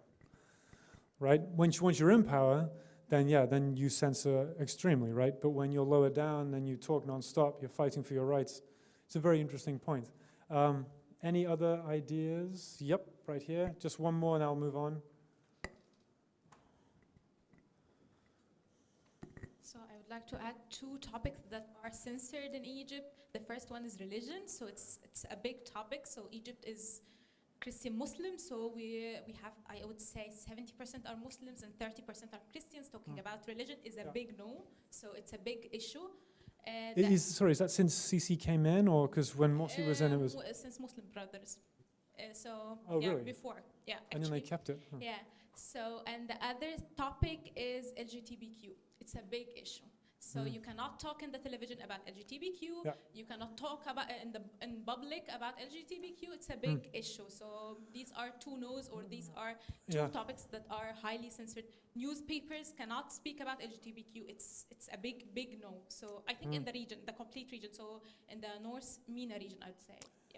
Yeah, that's an interesting one. You know, we talk about, I teach political geography, one of my other classes I really enjoy, and we talk a lot about how ideas don't have borders. You know, ideas flow across space and time. So feminism, for example, has drifted across the earth through digital media and through people traveling, so that now women in Japan understand what it means to have liberty. You know, and ideas are dangerous. The fact is, if you're in power, you're terrified of ideas. Look at any regime. what did the communists fear the most? You know, rival ideologies, religions. They wanted to stop anything that could potentially compete with their ism, with their idea. So yeah, censoring content that they deem threatening to their conservative narrative, like LGBTQ rights, yeah. Typical, par for the course. Yeah, let's continue, because I've got a few more slides to get through. Copyright violation, I guess you understand what that is, obviously, the idea of, you know, using content that doesn't belong to you. But let's move on. Free speech questions. These are things that we're going to go back to later on when we're doing the whole debate system later on, which we're still trying to kind of construct in our minds. I want you to ask yourself these 3 questions with every single case you look at, okay? Yeah, why the fish? Because the theorist who came up with this is called Stanley Fish. Yes, Dr. Fish. You won't forget that in a hurry. So, question number 1, when thinking about free speech, when somebody said something, okay, a comment's been made, the first question is, if you want to censor it, you ask yourself, what does it do? What's the impact of this comment? And that can go in different directions, right? You can see it as a good thing or a bad thing. You know, that's once again a subjective construct to how you imagine the words to be. Number 2, once you've established the first one, do we want it to be done? Do we want whatever this speech is condoning to be a thing in our society? And the last one, is more to be gained or lost by curtailing the speech, by limiting the speech? Because the thing about free speech is that sometimes we think about it too absolutely, and we have to remember that there are other rights that are going on around free speech. So if we are potentially endangering those other rights by allowing people to say whatever they want, that's when there's an issue. So free speech shouldn't stamp over other rights, okay? It should still be contained within its own environment. But this is very nuanced, very complex, and it totally depends on which country you're in. I am not a free speech lawyer or constitutional lawyer of any kind, so I will preface whatever I'm about to say with that. My world is political philosophy, political geography, those kinds of things. But what I want you to understand today, if we're going to really kind of open this up in a more deep understanding, it's that the Americans have one perspective and the Europeans have another. And of course, Europe is also dynamic. Where do I start with this? The United States, the land of the free. Okay, it's the place where a bunch of Europeans ran to leave religious persecution, to live the lives they wanted. They got rid of the people who were living there before them, and they created an entire new society, an enlightened democracy, right? They preached freedom, they preached democracy, and they became the hegemon, the boss, the most dominant country on the planet at this point. They carry a lot of rhetoric, they carry a lot of ideals. There are many reasons for that. One of their ideals is the First Amendment, and it is the most sacred amendment they have. Okay, and it simply means that you can say whatever you like. Okay? Just make it as simple as possible there. You can say whatever you want, as long as it does not cause physical harm. The Americans' interpretation of free speech is million. Okay? It's John Mill. They say, yes, neo-Nazis marching in Charlottesville with tiki torches is a bad thing, but we should let them go there because we need to know that we have white supremacists in our country who have these very extreme views. So we can argue with them. So we can use rational debate to show them another way of understanding things. So we can reveal our demons. Okay, so it's very absolutist Millian philosophy, which is to say we must expose who we are and understand who we are. The Europeans say, whoa there, hold on a second. The kid in the room, America, we're about 2,500 years old plus. We've had genocides, we've had horrific religious conflict. More people have died on this little corner of the Eurasian continent than anywhere else in the world in the last 1,000 years. We know suffering. We know what prejudice does. And the Europeans are much more delicate when it comes to absolutism on free speech. And what you tend to find in Europe is more of an approach that says, well, how does that make our citizens feel? If you really allow people to say deplorable things about people who are black or of a different religion or different sexual orientation, what impact does it have on the individual? It makes them feel unsafe. It makes them feel insecure. Why should we allow that kind of language to be used in our society when we know terrible things can happen? And so you can look at this perhaps in one way is that The Europeans are speaking with experience. They have had a massive genocide recently against one major group in their society. The Americans haven't. They don't have the same historical experience. So you can infantilize the Americans a little bit with this, but also don't sell the Americans out. First Amendment rights are really very good, okay, and they enable a society to understand itself much better. If you were to label any country in the world that's having the most fruitful political debate right now, I think you'd say it's the United States. Also potentially the most reckless political debate. We'll have to see where that ends up. Okay, so when we go back to the case studies later on, this is where we're going to split you up. We're going to put you into different teams, and you'll be debating against each other. One team will be arguing in favor of basically EU dignity law, which is to say free speech is not absolute. We should curtail it and limit it at certain instances, and we'll give you cases to help you understand that. And the other side will be saying, no, unless it causes harm, say what you like.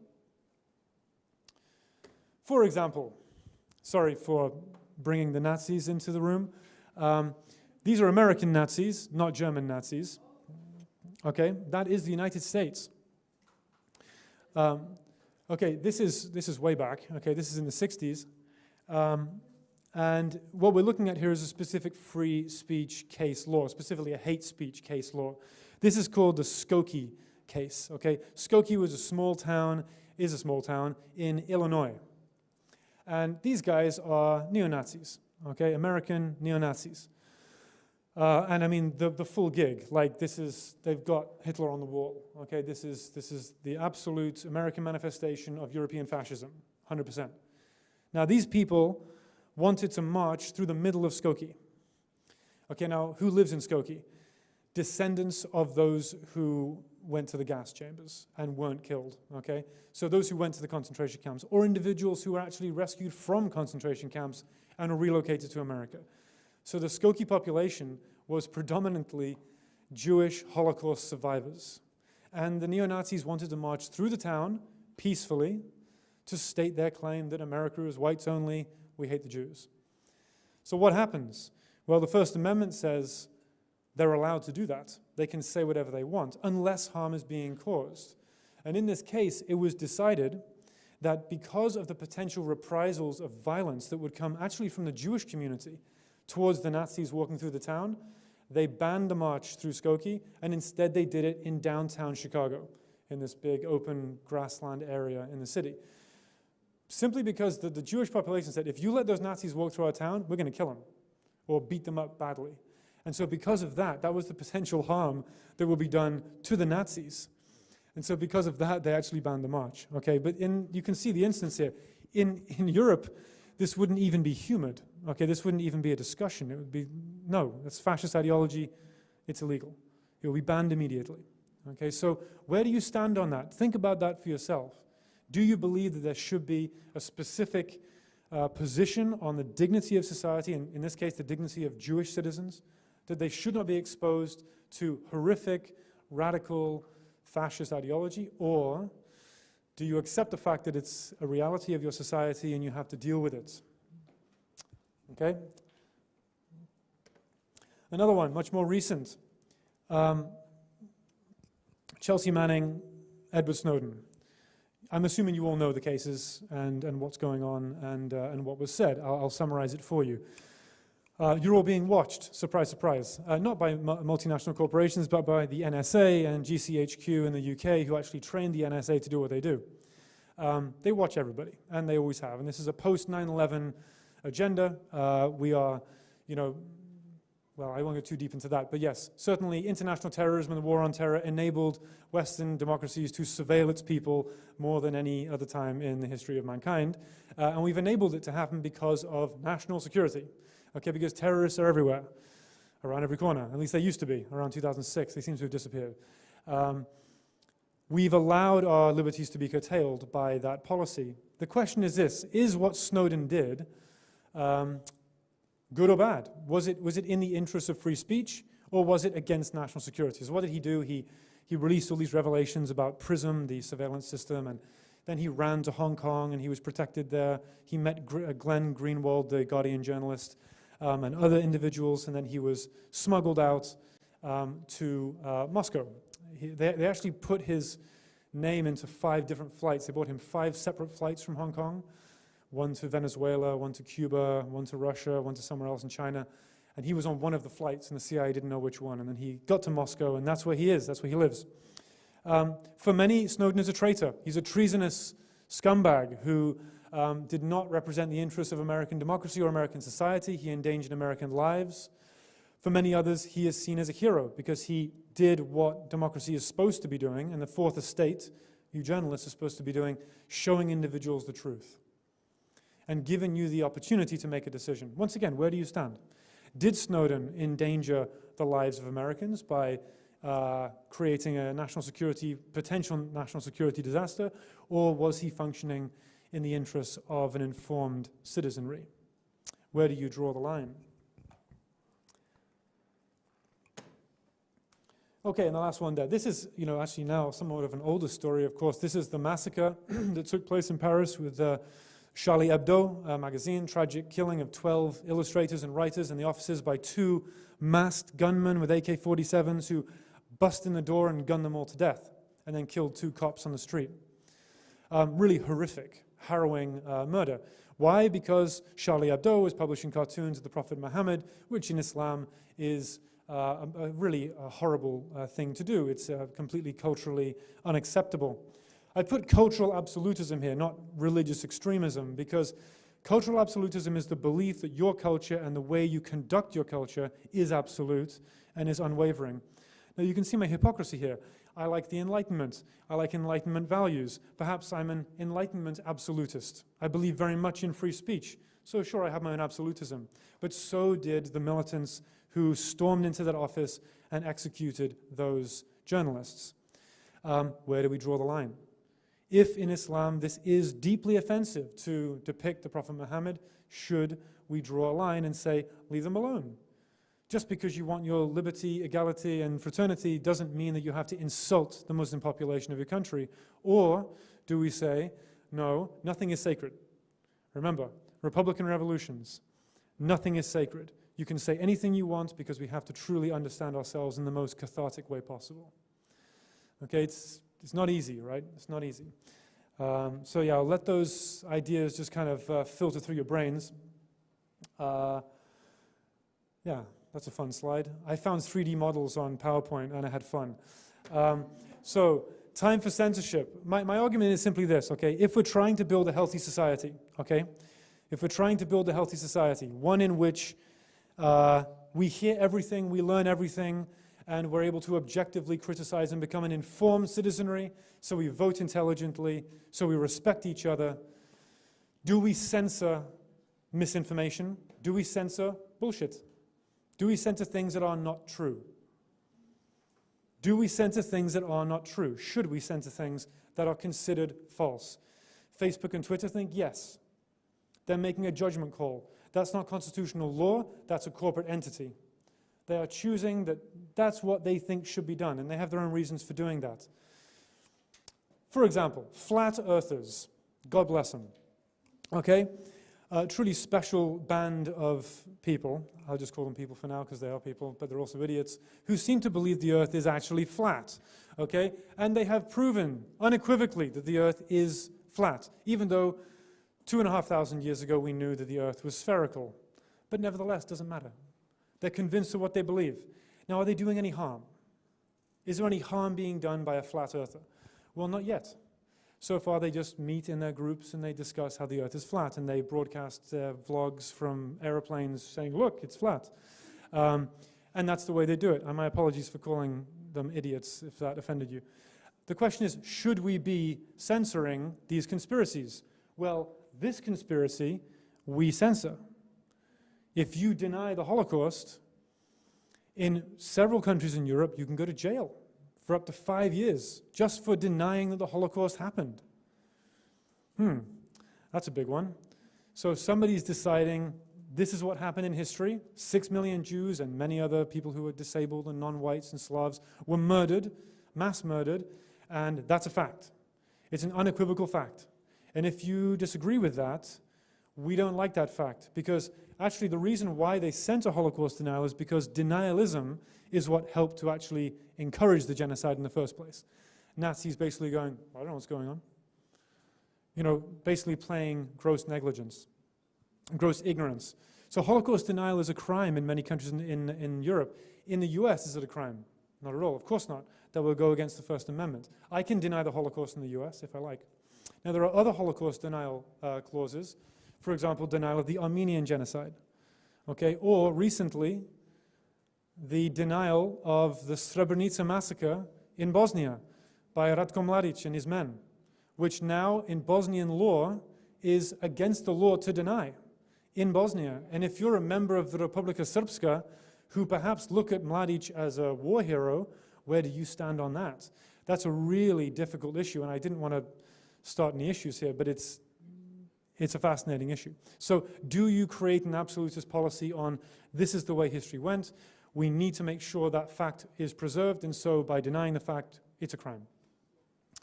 If you do that, well then surely we can ban other conspiracies, which are also toxic for society. Okay, propaganda, religious propaganda, political propaganda specifically, also something which was censored largely on Twitter and Facebook when Trump and his followers posted things that were blatantly false. There was a push against this kind of information. Misinformation, and I want to make a distinction, by the way, here. Yesterday's speakers were saying things that I've heard used differently. Misinformation is information which is false. Disinformation is information that is known to be false and is being used deliberately. Okay, so with intent. And fake news is basically just disinformation with bells and whistles, okay? A nice shiny article that looks legit. Misinformation is people's misinterpretation of things, and they're just pushing of the ideas and generating more confusion. Should that be censored? Corporations are saying yes. Big tech are saying let's get rid of the fallacy. Let's get rid of the lies. What they're really trying to say is let's create an objective reality, a truthful reality where your subjective opinion, if it's false, can be censored in the interest of, you know, fill the space, the public interest, public health, whatever it might be. The last one there. I put that there, once again, not to offend anybody who is religious in the room, but to simply ask a question. If we believe that we live in a rational, post-enlightened society in which scientific method and trial and error is how we ascertain what is true, why do we allow religion to do what it does? Why do we allow it to preach myth to people, often people who are in difficult situations, often people coming from extremely poor societies, when the truth is, the truth will be better for them in the long run, especially when building a democratic society. We know the danger that religion caused in European society. That's why we had a war with it. That's why we separated church and state. So why is it that we don't consider censorship of the church or of the mosque or of the Torah? Why? I know it's a tough one to ask, but seriously, why? If we want to make an objective reality where everything is premised on truth, got to ask some tough questions. Okay, my last slide. I'll finish with the big man, you know, because he feels lonely. Nobody's looking at him anymore. So let's put him up there. I covered his mouth, so don't worry. Was Donald Trump censored? Yeah? Maybe, yeah, some nodding, yes, kind of. I would say yes, a little bit, but not much. Okay, where did you find out about his censoring from Twitter and Facebook? Probably on television, I'd imagine, or online, okay? Yeah, but for example, you could have also watched on TV, you know, did American television censor him? No way, his ratings are far too good, okay? They're gonna let him start an insurrection, no problem. There was no constitutional law that said, we're gonna censor this guy. This was private corporations who made a judgment call. The CEO of Twitter came out and said, we're going to censor this man because he has violated our terms and conditions. Is Twitter upholding the Constitution of the United States? No. And that's a very important distinction. They're upholding their own interests, which in this case was definitely in the interest of the American people. And I think a lot of people were very happy that this man had been silenced because he was driving everybody nuts, except for his loyal followers. So I'll finish on this point. It's going to come back on day 5, probably tomorrow as well. I know we have our Microsoft rep as well here. The big 5, and the big 5, who are they? Microsoft, Facebook, Apple, Amazon, Google. Okay, I'm not including Twitter. The big 5, this is from 2016, have a market value of $9.3 trillion. Try to understand that number. This is larger than most economies on the planet Earth. Okay, this collective wealth and power is absolutely unprecedented, and let's not even start talking about data acquisition. This is where power is going. This is where power is beginning to drift. Somebody was asking about power earlier. Where is it? This is one of its centers. So these firms are private firms, right? They're not elected. Okay, the individuals there are there based on merits and other reasons. So they're unelected. They don't work for the people, they work for the brand. They prioritize your experience. They want you to be happy on their platforms. They want you to feel comfortable. They want you to come back again and again and again and again. They want you to keep clicking obsessively. Now, if we think about corporate culture, and I'm not trying to assault that, but there is definitely a sense of risk analysis, right? Making sure everything is kind of softened, safe, you know, there's no danger around here. Now, Mill would say truth is dangerous. Truth is messy. Truth is ugly and often very offensive. Now, if Facebook and Twitter are trying to soften content because it might offend people, is there a dangerous link there? That the softening of content through multinational tech corporations could actually endanger our democracies? I'm just asking the question. Can we trust these, not just the big 5, predominantly Twitter, Facebook, obviously Instagram is Facebook, to control content in the interests of an informed citizenry and a democratic society at large? Can we trust them?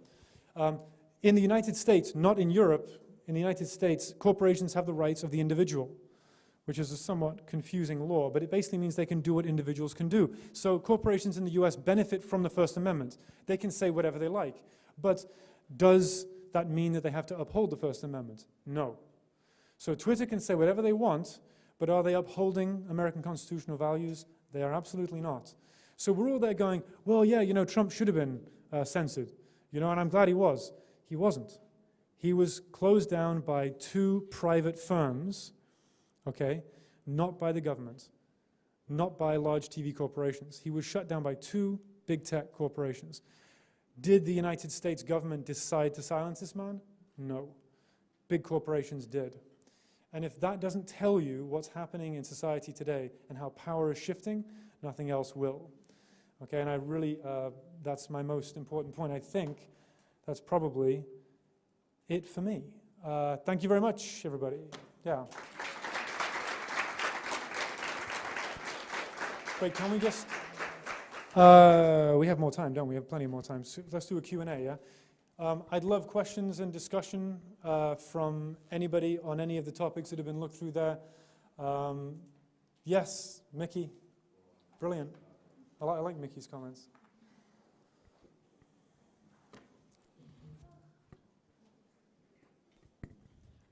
Thank you for that. Just on your last point there about the constitutional right in the US, and you're saying about Twitter. Yes. No, and I understand you've got the private side and the government, but the thing is you've got a platform which is used across the world, and you've got a law in one country. So how would you look to separate that? Because let's say you censored content for the rest of the world, but not for one country. The rest of the world will still see that news, some into other platforms, so that it's not really censored. So you kind of need to do a whole umbrella of all or nothing.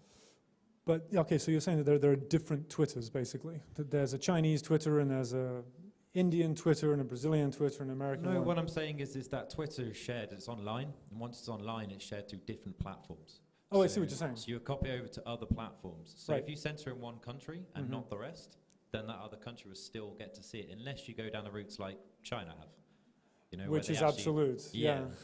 I think Russia's probably a good case of that, where they don't censor as much as they could, and Russian people still get a huge amount of content. What do you think? I think that if you're accepting as a world to create these platforms and allow them to be in your country or anywhere else, then that's it. Your law in your country does not stand. It's a global view, and that's it. Yeah, that's an interesting one. Some people say that the internet was made in the USA, you know, and that all the biggest tech companies are American, and so the internet was this kind of democratic experiment, right? It was the last bastion of democracy. The Silicon Valley hippies who were taking LSD and smoking weed back in the 60s and 70s wanted to create a new space where everybody could function freely. This is now what we understand to be the internet, and it certainly was not that idealistic. Some have argued that the internet is a liberal space, you know, that it is actually kind of manifest US Constitution in electronic form, where you can say whatever you like. So that's why it's dangerous for countries that don't want to follow American constitutional ideals, you know. So some have seen it as when you go onto a website, even if you're in somewhere which is autocratic, if you go onto a Western website or even onto Google, you can gain access to ideas that wouldn't normally be available to you in your country. So that's the potential democratic capacity. Yes, she's always got a question. Love it. Okay, for example, when someone shared the hate speech on social media, for example, tweet on Twitter, someone can screenshot that tweet and share it to, you know, that news on another social media and stuff. Is that allowed? What do you mean? That, for example, Trump shared a hate speech. Twitter stopped that hate speech on Twitter, and I screenshot it, and I published the news in as an article that Donald Trump shared a hate speech about LGBTQ plus population, for example. Is that allowed me to do as a journalist, as a person, as like the consumer of the social media, to share his tweet, which is deleted? Well, where are you? Yeah, it's deleted.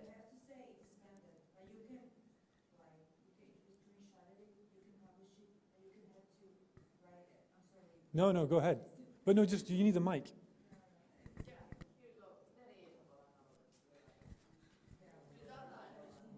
Yeah, so to answer your question, you can like screenshot it and publish it, but you have to mention the sources and the reason why it's deleted and suspended, if it's suspended. So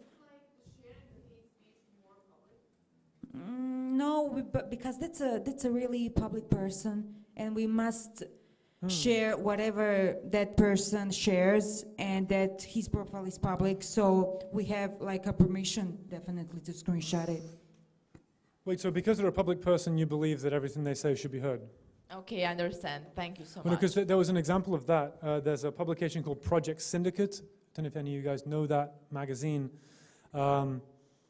They had a piece on Viktor Orban in Hungary, whose face appeared earlier, and all of the shifts he's made away from democratic Hungary. And he wrote a response. Orban actually wrote a response to the magazine, and the magazine refused to publish it because they believed his voice was not worth hearing. And they're, I thought they were a relatively well-known publication, but they made that judgment call. They said this is toxic, populistic, anti-globalistic rhetoric, and they didn't allow him to speak. I think that's a false judgment. I think we should definitely encourage that. I saw another hand here. Any more questions? Yes. Wow, again, brilliant. Let's come down here as well. Yeah. Getting a workout there. So going back to Mill, that theory was established by an academic and an educated man. And Very much so. And so one with critical thinking skills. So is there not a missing assumption in that applies to people that have been educated and are equipped to interpret freedom of speech? Super dangerous comment, but I love it. Are you saying that democracy isn't really for everybody? I suppose it comes back to that. I guess I'm playing devil's advocate in this one. No, it's brilliant. I guess coming from where I do, we've got vast populations that are uneducated. That's South Africa, by the way, everybody. Yes. So don't have access to the same education and the same information. So it makes that part of the population vulnerable to mis and disinformation. Absolutely. So once again, it goes back to education and being able to be informed. Okay, just as a teacher, I would say education is the crux of any healthy society, but of course I'm going to have that bias. But yeah, so you're saying these ideas are too high-minded for those who are not kind of able to critically analyze things and could be misinterpreted? Yeah, I think that's what it lends itself to, is possible misinterpretation, because people haven't necessarily been equipped with the right skills. Yeah, very good. I would agree with you. Yeah, but once again, it goes back, how do we get the skills for the people? And I mean, do you believe that the government should tell you what's best for you? You know, should the government help you help yourself? In the UK, for example, it's illegal to cycle without a helmet. Now, in Denmark, I don't think it is. I might be wrong. I'm pretty sure it's okay to cycle without a helmet. Why? Because in the UK, they say, well, if you get hit by a car and you die, well, then the driver's going to be done for manslaughter. So let's avoid that, and let's make you wear a helmet. Why does it say that smoking will kill you on the side of a pack? Because the government made a judgment call about how much it costs to look after people dying of smoking-related diseases, and they make a judgment call to help you and to assist you. In terms of an informed citizenry and the health of a democracy, there's been lots of conversations about how to make a society informed. Does the government really want to have an informed society? The conspiracy theorists in the room would say, no, of course not. They want to keep us dumb. But then again, there's some truth to the fact that a government isn't that actively trying to make sure everybody's informed. But once again, it depends on the society that you're in. So it's a root question, you know. Yes. Yeah, let's go at the back there. Karen. Tomorrow's speaker.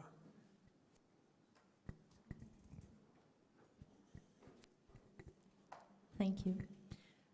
So I've been working in corporate since ever. Okay. And the impression that I have is that everything in corporate is down to people trusting us with the business. If they trust us, we'll make business. If people lose trust, and if companies lose trust, and eventually, I mean, company decisions are made by people. We don't make business anymore, we go down. Then my question to you is that correct? This goes back to our previous conversation of what was mentioned about the connection between democracy and capitalism. Yeah, you mean the power of the consumer to choose? Is that kind of what you're going to there? Yeah. That's what the marketeers will have us believe. That, you know, you guys are at the mercy of the market. You're at the mercy of the consumer. We can choose not to buy your product anytime we like. Is that really true? How true is that? We are locked and bound into multinational corporations. The idea that we could separate ourselves from these conglomerates is almost basically impossible or unthinkable.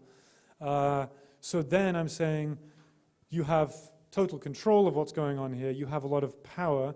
You're going to keep telling me that I have the power because I'm the consumer, but really you have the power, and you're not democratically elected. You're just wherever you are because of merit and your friends. So how can I control you? I have no recourse. All I can do is stop buying your products, but then if I can't do that anymore, I'm locked inside your world. I get a bit dystopian with that, perhaps. No, I think it makes absolute sense. I mean, like, so Mark Zuckerberg came out last month and said he wants to create the metaverse. Does anybody know what the metaverse is, and did you read about it? So he wants, there's 2.7 billion users on Facebook. It's like more than a third of the world's population on a singular website. I was on the internet in 1995, you know, typing in addresses and being anonymous. I can't believe that Facebook even exists as it does. He's trying to create a virtual reality Facebook, okay, where everybody puts on their Oculus and they enter the Facebook world, and then they just interact with other Facebookers in a virtual space. Now, the issue with VR, of course, is that with augmented reality, we can see objects. With VR, we can't, so we're still going to be banging into things. And VR still hasn't figured out how to completely immerse you. But when they do, you will enter a Facebook world of 2.7 billion people in Facebook. But you will literally have an overlord, like in The Truman Show. If you haven't seen that movie, I recommend it, where Zuckerberg will be able to just look down on his people in the Facebook metaverse. George Orwell couldn't have thought of it better. It's really overwhelming to understand how much our digital expressions and personas have encased us in these worlds. I find it very concerning. But who knows?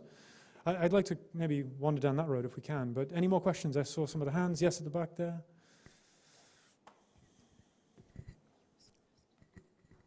So this is more of a comment rather than a question, but I think it's an interesting point for further discussion maybe.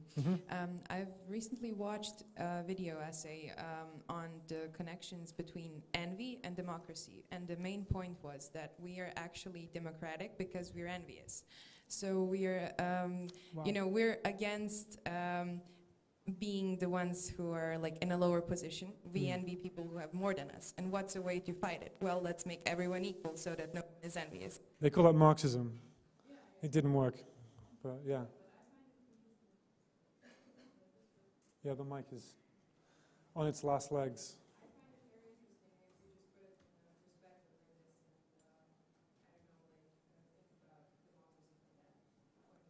Okay.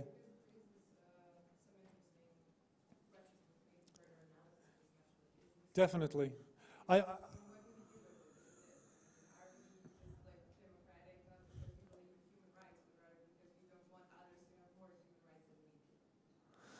Okay, that's an interesting idea. I want to come back to that at some point, but I wouldn't mind if we can just drift back to the ideas of free speech and censorship. I know because there's so many philosophical minds out there.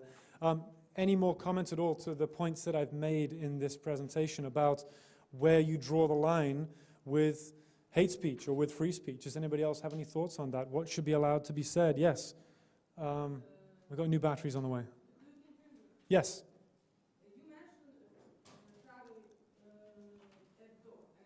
Say again? Charlie Hebdo. Charlie Hebdo. Yeah. What's your opinion? It is cultural absolutism or it is a freedom of speech? And how we can separate the two types of definitions? How we Well, it's two forms of cultural absolutism colliding with each other.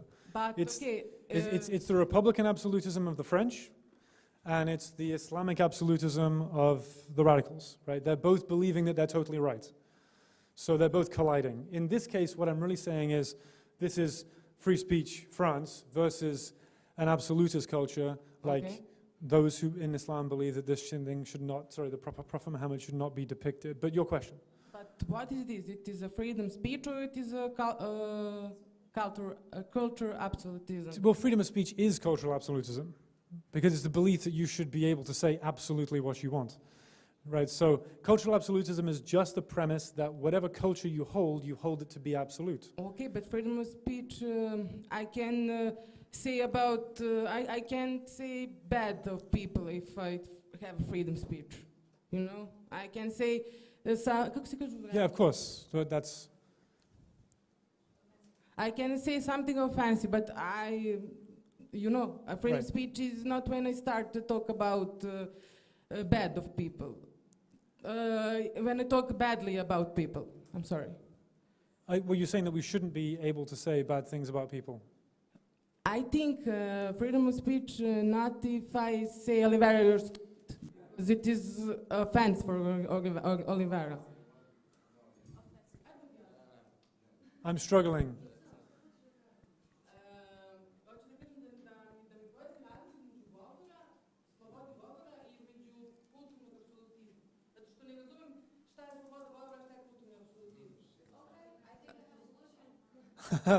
Nev in the corner, yes.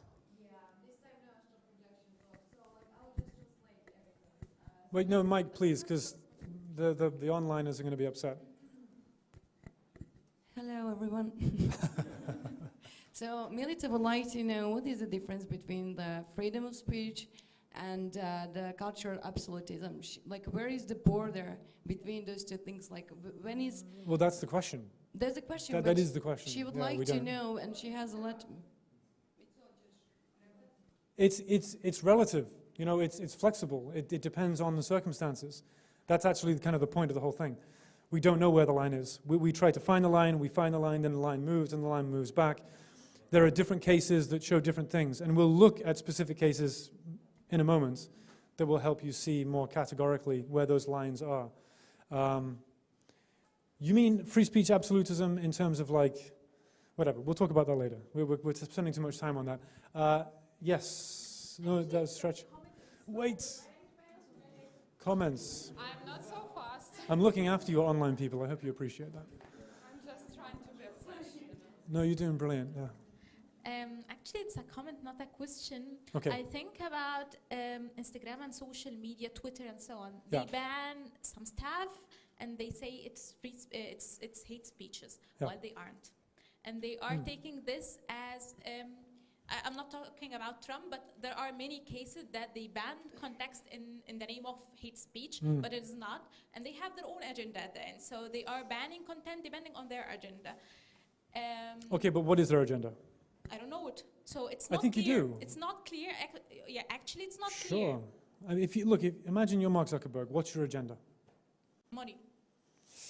That's too simple. Too simple. What does he really want? Anybody who owns a company, anybody who runs a company, he already has the control and the power, right? What else does he really want? I mean, in my opinion, he wants to make Facebook an indispensable item in your life, so you will never leave. He wants to make it something that is always going to be part of your life, that you're always going to appreciate it, that it's always going to have value to you. And so they're censoring offensive information, not necessarily to uphold some principles, but because they know that if people think that Facebook is full of garbage media, they won't go there anymore. So they're clearing out all the misinformation to try to refine the product. But it's a product, number one, okay? It's not the public square. It's a private corporation. We need to just keep reiterating that. They're clearing out their platform to make it better for you to enjoy. And I say fine, but then how far does that go? Does that potentially endanger our ability to understand what things are true and what's not true? And But it's not freedom. I mean, this is not freedom. So they are banning what doesn't go with their agenda or what doesn't agree with their agenda, but they are not banning real hate speeches or real fake news or real disinformation. Well, they are. I mean, they're banning all sorts. Yeah. I actually met a guy in Barcelona recently who's one of the censorers for Facebook, and he deletes something like 50,000 posts a day. I mean, his team. And it's unbelievable. It's all things like, particularly things that are, perverse or extremely offensive. But yeah, I mean, it's opening a big subject. They don't catch everything, though. When the Rohingya massacre took place with the Myanmar military, that wasn't caught. Heroin trading, for example, drug trading, there's lots of things which they don't catch. But the question is, what role are they playing in our lives to censor the content which we read? Yeah. Thank you. Yes, okay. Any more? Yep, over here, another question. We're going to go till 1 o'clock here, guys, so another 20 minutes, or maybe finish earlier if there's no more questions, but I love the conversation. Because before we were talking about the EU authority and the First Amendment of the United States, I think, for example, I'm from Italy. In Italy, we had fascism. There is still people talking about fascism, and I get mad at it.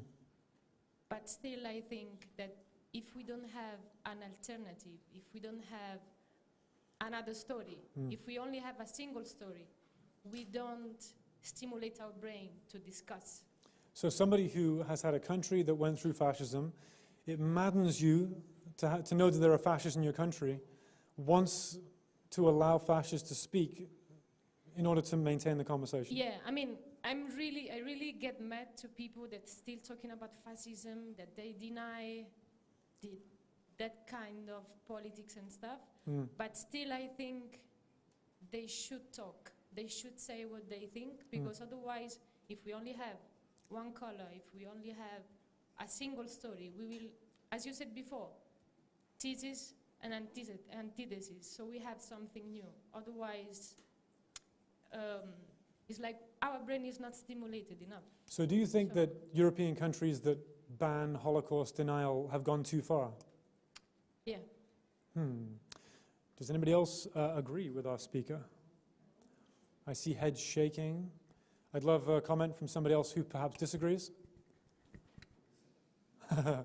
Yeah, Mickey, go ahead. Yeah, I think Mickey would like to say something there. Yeah.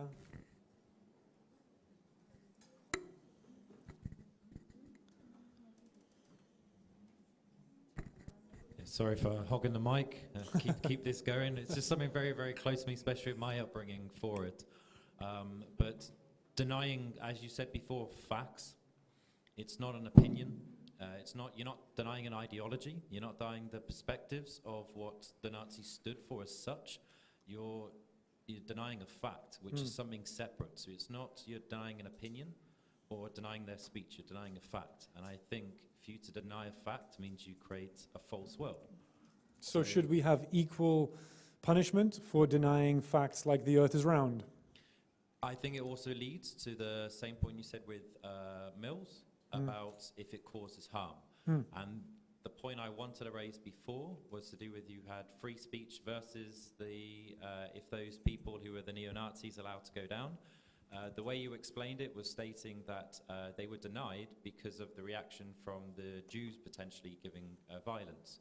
I think it's deeper than that. I think it's a case of what they stood for in everything and how they portrayed their ideology was at no point in time peaceful. So within the ideology was killing certain races and different people. So whether it was Jews, whether it was people who are homosexual, you know, different colors, that was part of their ideology. So it wasn't a general opinion. It was an ideology which was specific and causing harm to certain people. So anyone who promotes that, you're automatically promoting harm. And personally, I don't think you can interpret it in any other way because it specifically says, like, these people shouldn't exist. These people should be wiped off. So, for example, and also to any Americans in the room, do you believe that the neo-Nazi march in Charlottesville a couple years back should have been allowed? That they were able to march on Charlottesville with their tiki torches raised, preaching the benefits of white supremacy? Should they have been allowed to do that? I personally would say that you need to state it in a different manner. Are you allowing people to walk in the streets and say these people should die? Well, because they're not saying that, though. They're just saying their ideology of everything which happens is saying that. Good, okay. So you're taking it to the next step, yeah. Yeah, so you have to look deeper. I see. Instead of saying it's surface and putting a label on something which might seem okay, it's look at it deeper and going, well, this is what they stand for, so then just be blunt, simply blunt. I think one thing we also should mention is that, you know, Americans have an inherent, and please tell me if I'm wrong, suspicion of the state. It's kind of built into their culture to question the state really aggressively because of their history, you know, what they came from, their understandings of state power, whereas Europeans have much more of a close relationship with their state. They're willing, I mean, once again, it depends on which European country, but for example, as I mentioned, Western or Scandinavian countries, you can feel there is generally more trust in the state. They're willing to pay more tax. They're willing to give the state more power. And so in that situation, I think we could agree with you that, yes, it's fine to censor Holocaust denial because it's just about decency in the end. And we believe the state is decent and has our best interests at heart, so we'll allow them to censor that. In America, though, they don't want to give the state that much power. That's why socialism is such a dirty word there. You can't go near centralize anything. It has to be all individual, all privatized. And I think maybe censorship in any form in America is viewed as an expression of an autocratic state. And that's something which they're very scared of. But you're saying, well, okay, fine, but let's find a happy medium, perhaps. Yeah, I think it's a separation of allowing opinions to be said, and that should be free speech, but denying a fact is not an opinion. It's a fact. That's it. Specifically facts that relate to harm. Exactly that. Okay, interesting. Very good. Thank you, Mickey. Any more questions? Yes, Nev, go ahead.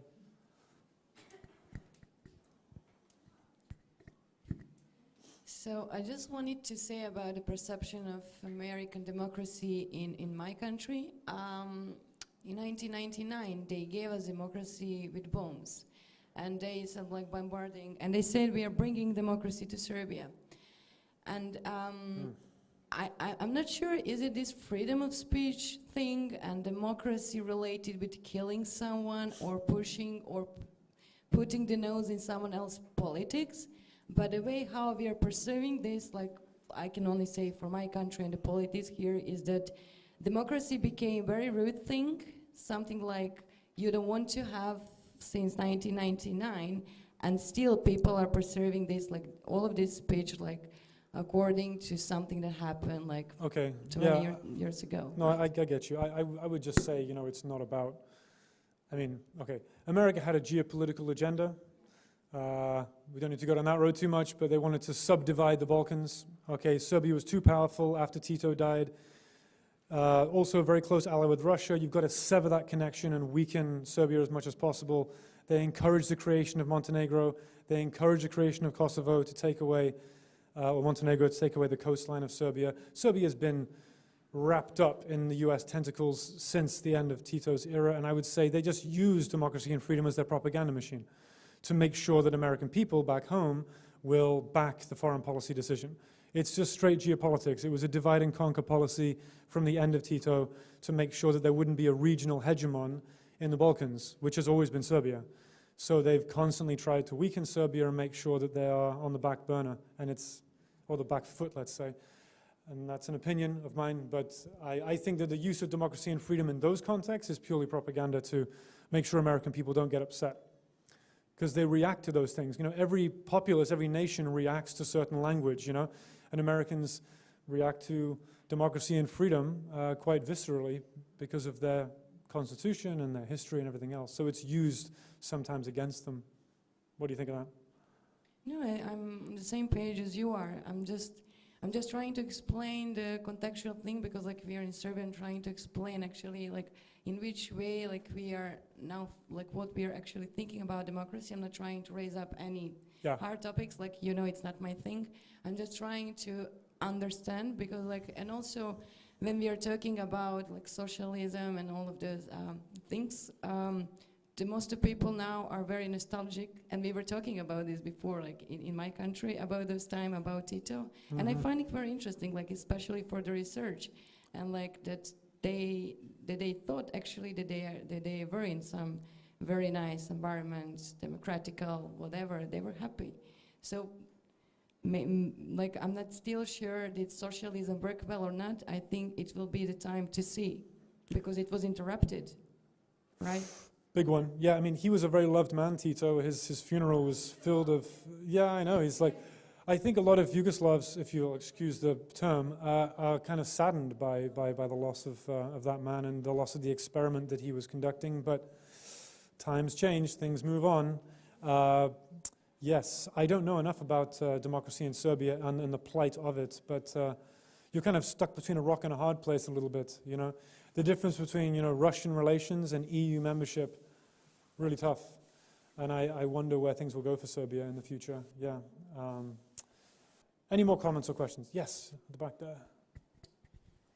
To take it away slightly from the political angle and into the media. Yeah, please do, please do. Oh, that's why we're here, right, yes. sorry. Yeah. Journalists tend to be the bastion of free speech themselves, but with the increasing use of social media and almost personal brand within a degree, how do they toe that line between being free and telling the truth for what they see, but also maybe being suckered into the propaganda as well? We obviously have some aspiring journalists here, so how would you... So you're asking what affects the integrity of journalism? Yeah, to a degree, because obviously free speech is probably one of the truest natures of the career and the job and the industry. Yeah. But it's very hard to sometimes toe that line and find that balance. Is there any sort of piece of advice you'd give? That's a really good, I mean, yeah, I think we could have asked Tamara yesterday, why is she a journalist? I think we did. Other than just like charging into, you know, into the fray, just feel the adrenaline. I think she probably has an ethos, but that's for her to respond to. I mean, to me, the biggest threats to journalism and to democratic society at large is commercialism, is how journalistic enterprises have been compromised by money. Okay, and going online has had a huge impact. You all know the story, right? I mean, ad revenues are down so significantly that newspapers can't pay journalists as they did. There are fewer journalists. There's now greater workload on fewer journalists. The quality of news is degrading.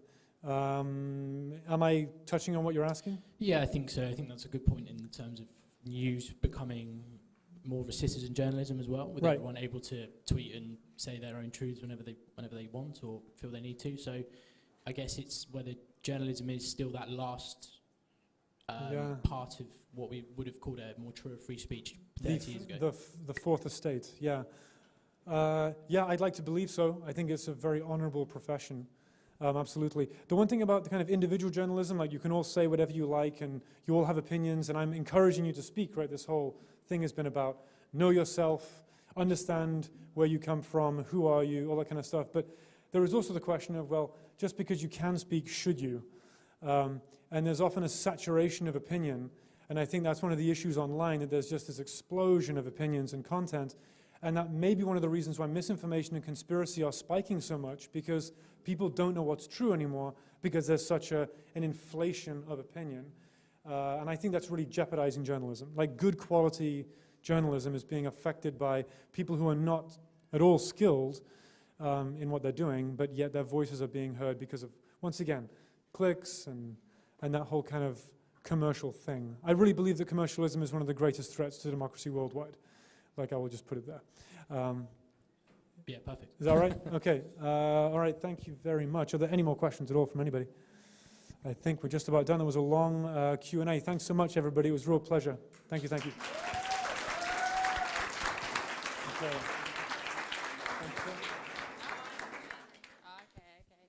So, guys, yeah, now we're having a lunchtime, but please be here at